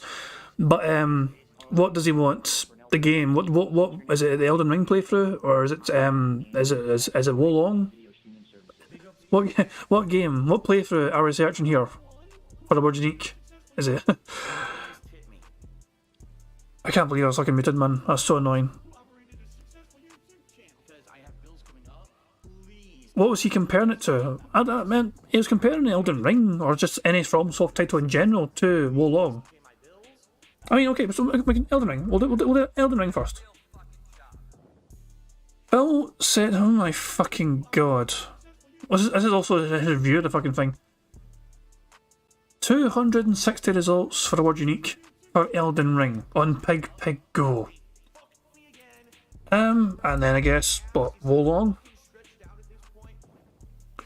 Not one. Did I spell it right? Did I fucking spell that wrong or right? No, Wolong is fucking right how to spell it.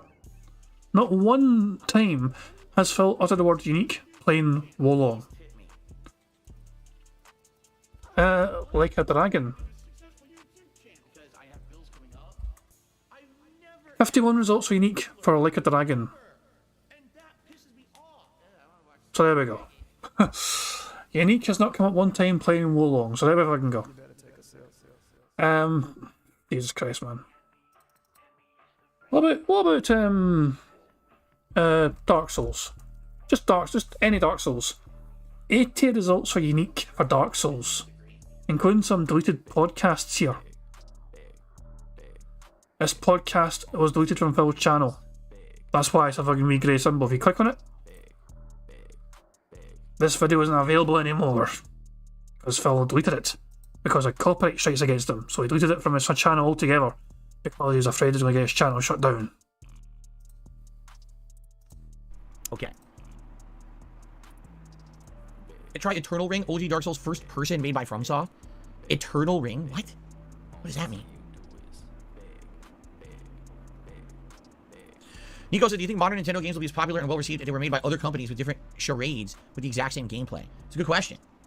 You would think that Nintendo, here's the thing. Nintendo used to have a thing called the seal of quality. When you bought a Nintendo game that was a first-party Nintendo game, you could pretty much rely and depend on that game being of exceptional production value and quality. There's been a few times I've played them that they're not. Like, for example, Super Mario Sunshine, to me, feels like the glitchiest Mario game I've ever played, with kind of wonky physics and stuff. But for the most part, you're going to play a mainstream Mario, a mainstream Zelda, a Mario Kart, a Metroid game, a Donkey Kong game. You know, I could go through all the first part, a Kirby game. You know you're getting a game that has a lot of polish, a lot of uniqueness, a lot of, you know, elements to it, and it's usually going to be a very kind of almost best-in-class gameplay experience, right? So, imagine another company doing that with similar gameplay experience, a game very similar to Mario, very similar to Zelda. It's just not Mario or Zelda, but it's just as good. I think some companies have tried, for sure. I remember when I played Darksiders 1 over a decade ago, right? I think it was like 2009, 2010. I was like, this is adult Zelda. That's exactly what this is. This is Zelda, but it's adult-oriented. There's gore, right? There's swearing. It's meant for adults, but it plays like an open-world Zelda game. And I really liked that about it. Over the years, it kind of went off the rails with the other iterations. It changed itself. But yeah, I think other companies could do that. They could actually make games similar to Nintendo games. Maybe even excel above Nintendo, but the question is, it won't have the name notoriety. It won't have Mario, Zelda, Donkey Kong, Metroid, Kirby. And without that name recognition, will it sell? That's the question that really needs to be answered. Okay? Okay. Oh, look at this. Another $1 tip. How is my playthrough of a game meaningful? Well, would you like to analyze that? I mean, we don't have a lot of time. We're already running late. Okay? That is a troll question if ever I saw one. Oh, how's he going to fucking handle this one? Why is my playthrough of a game meaningful?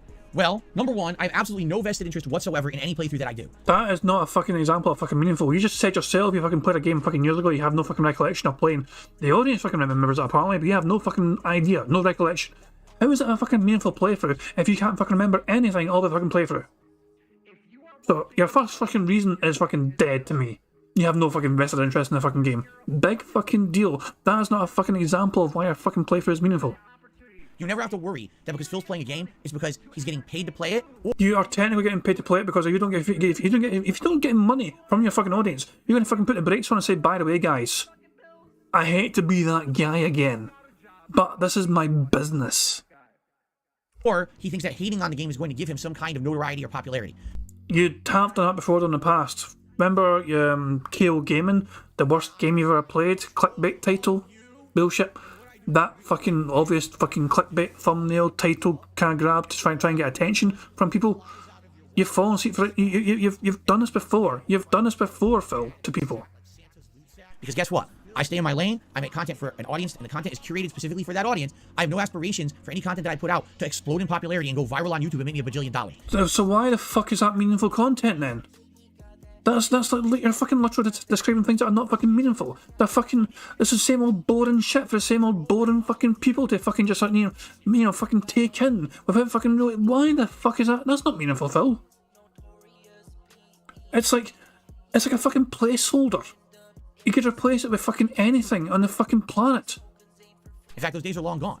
I feel like I'm too old for that, and on top of that, I'm too hated from a bunch of idiots on the internet who turn me into a negative me. So, because you're too hated on the internet, your content's meaningful. You're getting off tangent here, Phil. So nothing I say or do is going to explode on YouTube and get popularity. Therefore, you know I'm not going to be unfair to a game for the sake of clickbait, but you also know I'm not getting paid to kiss a game's butt. You watch a playthrough of mine, it is 100% transparency and honesty. Yeah, it's also 100% your fucking opinion, which is also fucking skewed, because your opinion on how the fucking game did for you and how much you enjoyed the fucking game is based on how well it was received by your audience. This game, the audience didn't like this game. The audience didn't turn up for this game. The audience didn't support this game, so it's a bad fucking game. You're dropping Wolong because of fucking poor support anytime you fucking played it. Of playing that game. You see, my experience, that's the kind of raw experience you're going to get if you play that game. At least if you're not an expert like me, because I'm not an expert at most of these games I play. Very few games where I consider myself like an educated expert. That's got value. Because I hate to say it, the vast majority of people... Hey, at least they fucking said hate to say. We got a fucking bingo square ticked off for Phil saying hate to say, and that is a double bingo, ladies and gentlemen. That's a double bingo. out there usually have a vested interest one way or the other. They really do. Anyone who's getting a game for free because they're in line with the company and they get games for free to play them ahead of time, of course they have a vested interest to say the game's better than it is. You mean like fucking you playing Wolong? You were fucking bragging and you're fucking deliriously happy about not fucking paying a penny for that fucking game earlier on. It's a Game Pass fucking game, Phil, so you're technically playing that game for free. Even though it's not really for playing for free, but you're fucking saying it was for free earlier on. So, this game is your playthrough of this game is not meaningful because in your head you've not spent any money on said game. This game is a free game for you, essentially, even though it's not because you fucking had to get it through fucking Game Pass, which you fucking spend money on. But in Phil's fucking strange head, it's a free game. Because if they say it's better, they stay in the good graces of those companies and they continue to get free shit. You understand? Yeah, like you fucking never looked at it, not a shit. Look at all the Hori products, man. Remember fucking Phil shilled all sorts of fucking... He tried his best to stay on Hori's good books. This fucking like some sort of strange Switch Joy-Con controller. It was like $160 or some pish for some strange fucking controller. And he was like saying, oh, Hori sent it to me for free. It's an amazing controller, not shit. He never heard back from them. They gave him that for free and they were expecting some sort of decent fucking promotion for it. But then he fucking saw it and didn't even fucking contact him ever fucking again to promote any other fucking products that they fucking made. Or on the flip side of that, look how everyone dogpiled on Callisto Protocol. That game was not nearly as bad as most people said it was. Why did they dogpile? Because it went viral. Shut the fuck, Jesus Christ, Phil. You're not fucking meaningful. Fuck, you're fucking crying about fucking people that fucking worked on that fucking game. Like, the fucking stock value went down and people's fucking livelihoods are at fucking stake. At the same fucking time, you fucking laugh at other fucking companies failing on that shit because they're fucking trying to fucking do things that didn't take off. You have some strange vested interest in that fucking game because the protocol is bizarre. To do it. So shit on that game, make it look like crap, get clickbait views, profit. I don't have either side of that equation. You can actually come here and enjoy this stuff at face value.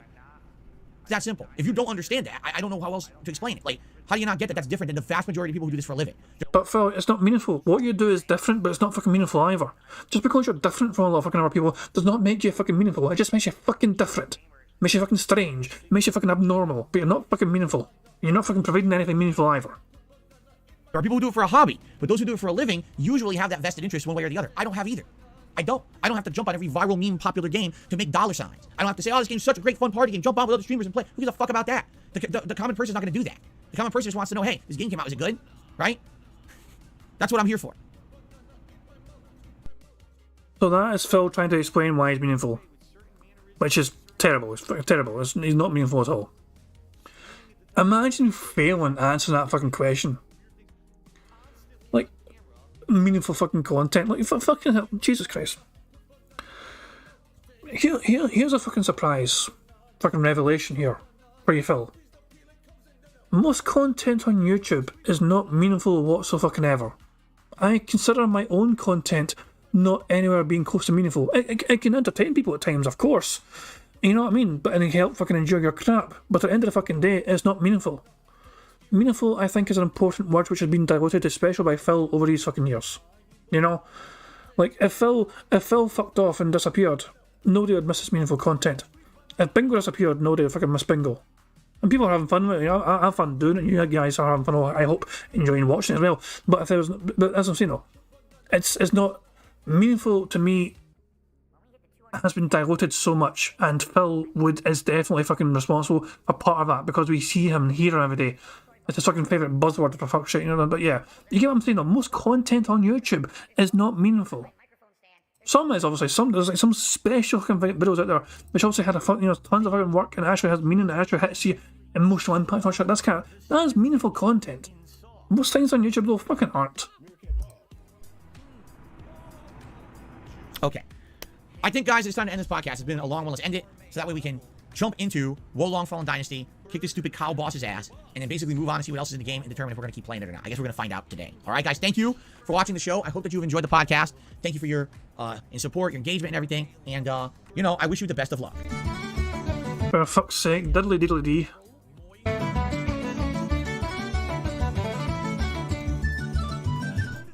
Okay, so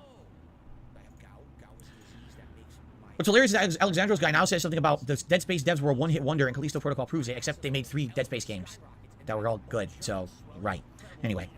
So, that's why, you get to a point like, why am I even reading this anymore from people like this? And he's a fucking idiot. So, anyway, let's get rid of him. And, stop wasting my time. I don't know why I respond to certain things. I guess I'm a sucker. And, let us take a brief break for me to use the restroom. All right? And then we're going to start with Wolong. All right? Here we go. Yes, so let's take a brief break. I will not monetize you. I will just mute the mic, run next door, use the restroom, come back in a couple minutes, and we'll jump in and get started. Sound good? Spider Dijon, welcome back to the streams. Good to see you. Let's take a quick break. I'll be right back. And he's fucked off now, so I'm going to fast forward. Blah, blah, blah, blah. Fast forward, fast forward, fast forward, fast forward. I will obviously be back when he's back. Hold on. Oh, he's back. Okay, hold on, wait. He's back. You guys know what I do here sometimes. I will show you Phil coming back, and let's see. Let's analyse if Phil's in pain today sitting down. Yesterday, when he sat down back from his little bathroom break, he genuinely looked like he fucking hurt himself trying to sit down, but didn't mention a fucking thing about it, trying to pass it off. But he had a strange fucking pained grimace on his fucking face. So let's see if Phil will be in pain from sitting back down from his fucking bathroom break, his WWE Champions break. Call it what you will. No, he seemed alright there. He seemed like he fucking exhaled heavily when he fucking sat down, threw himself in that fucking chair. He meant this is 1.25 speed still. So yeah, slow motion it frame by frame, the some bitch.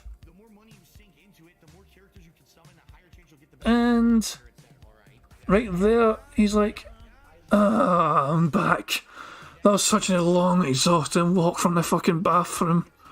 I do wish this fucking office was closer to the fucking bathroom. God damn. And he's breathing it there. Okay, guys. So he's fucking back. Hurry for that.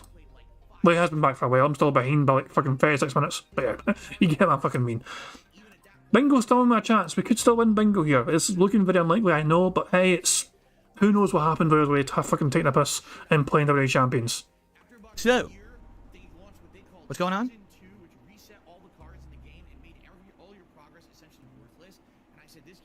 Nothing. Okay, my nose itches. Alright, let's get started. 2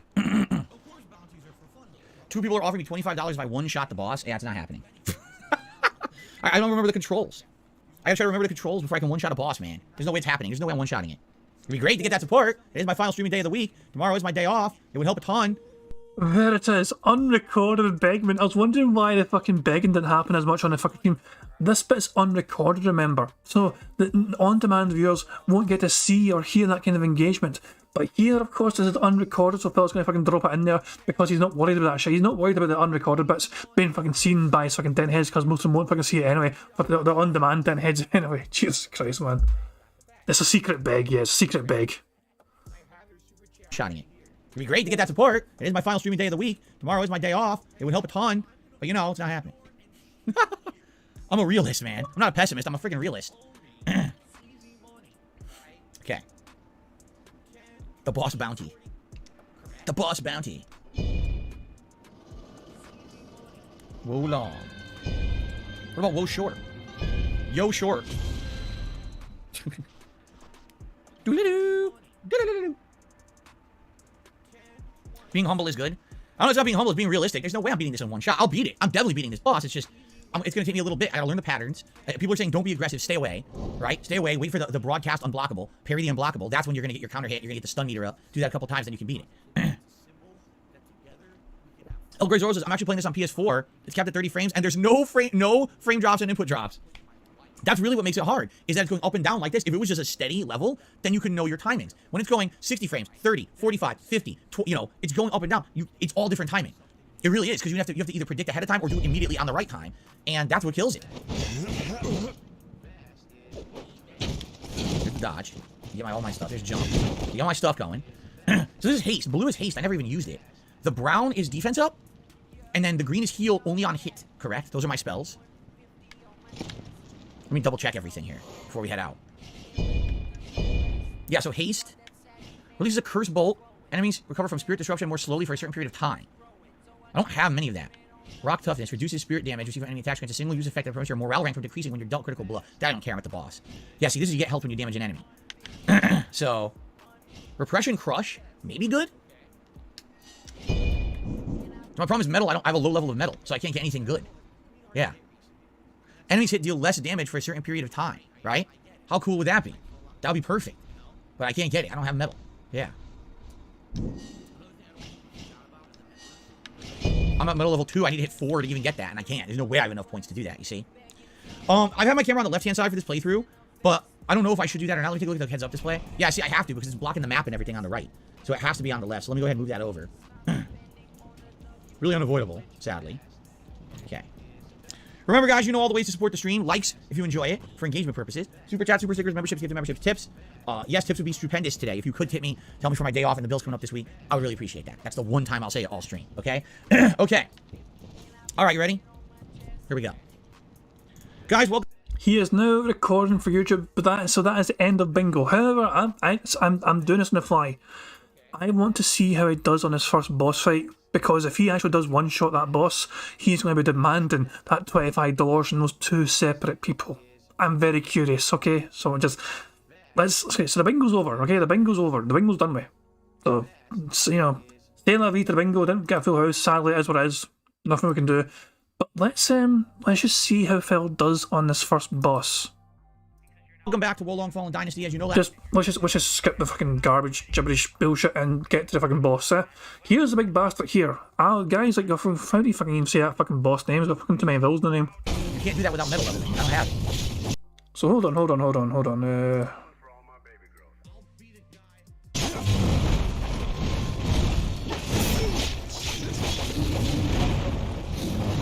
Keep me. This is like I'm gonna go 2 times speed. I'm going to go 2 times speed because it might be a fucking long boss fight, but if Phil beats us on the first try, he's definitely going to be fucking demanding to get paid, so I just want to see how it goes.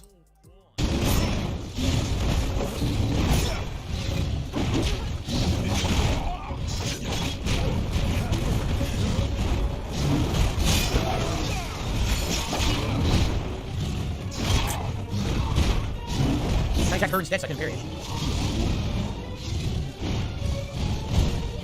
That didn't parry? That's like the easiest parry, and it didn't fucking work.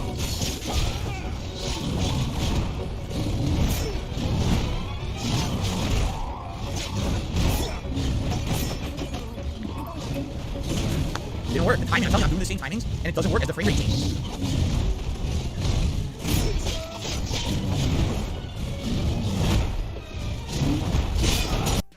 I didn't realise it would take this fucking long. I'm just going to fucking skip fucking... Wait, did he just fucking die?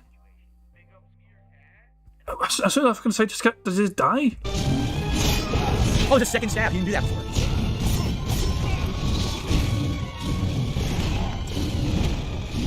Can't even see because I can't see the camera. Yeah. Basically, what ends up happening is... And he died. Get fucked, Phil. I thought it was going to take fucking longer, but then all of a sudden it says... Was that not in his first try? Of this stream? I know he's tried it before in the last stream if I can do it. Oh, he's being toxic right now. He's being toxic right now, apparently, according to his chat. Hold on, no, let's rewind it. I went forward in time there, but Phil's been toxic in his chat apparently. 2 seconds. I already see a flag down there and everything, look.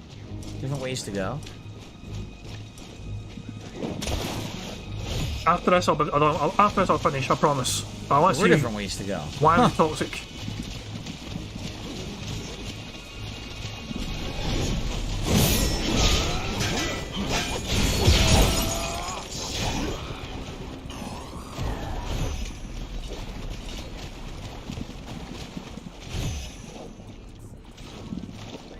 Okay.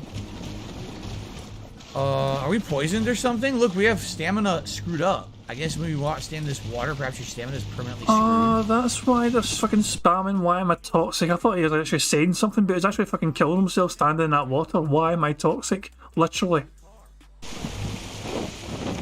Rest now. Oh, what the hell? Why did I take that much damage? So yeah, that'll be why they were spamming it. That's why they were fucking spamming it. Okay, guys, I'm gonna call it quits. I'm gonna call it quits. Fuck DSP. Fuck his fucking shitty stream. But yeah. To rescue, but I can't. There you go. 39 buckaroos I fell is the fucking latest fucking thing that is fucking not on his. So he's got 394 people watching this fucking shitey fucking gameplay right now. I am not gonna be one of them anymore. Fuck it. I'm done. I'm calling cuts here. So thank you very much for joining me with some DSP Bingo antics. I do appreciate everyone being here. And yeah, I do hope you all enjoy Phil's day off tomorrow. Oh crap. Sorry. So yeah, I do hope you enjoy Phil's day off tomorrow. I'm not going to be here, of course, because it's Phil's day off, and I'm not going to bother either. I'll be just doing whatever. And yeah, I'll be back on Thursday for some more DSP antics and bingo, I don't know what shit, you know. But until then, I do hope you all enjoy yourselves. Remember, check out That Being Said tomorrow. I believe I'll be live tomorrow with a show, the Wednesday show. So it should be good. Also, check out any other detractors as well, doing stuff. Keep an eye out for anyone else doing things.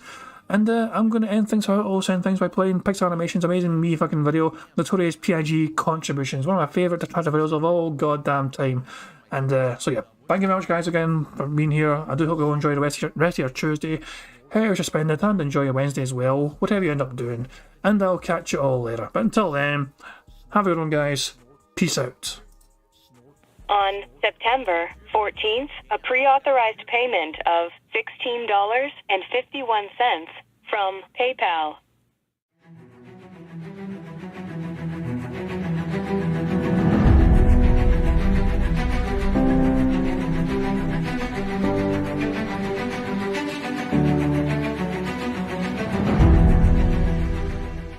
All right, Luna Mills has tipped me $1.30. It says, "I'm back. What's your favorite type of shower?" When you're showered in money, when you go outside, all of a sudden, greenbacks start falling from the sky, and you raise your face up. You're like, oh, you start dancing. You go, oh, money, money, yeah, yeah. All right, I don't know what the hell you're talking about, but thank you for the first tip of the day.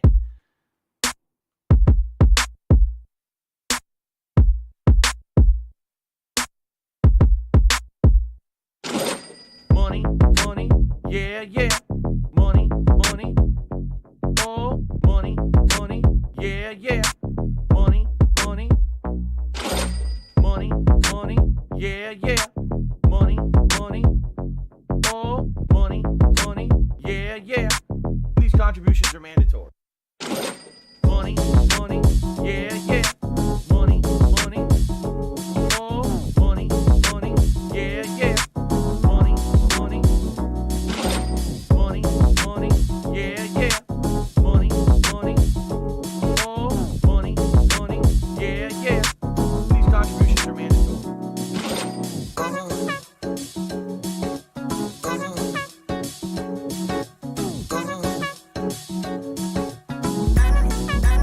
Show me the money.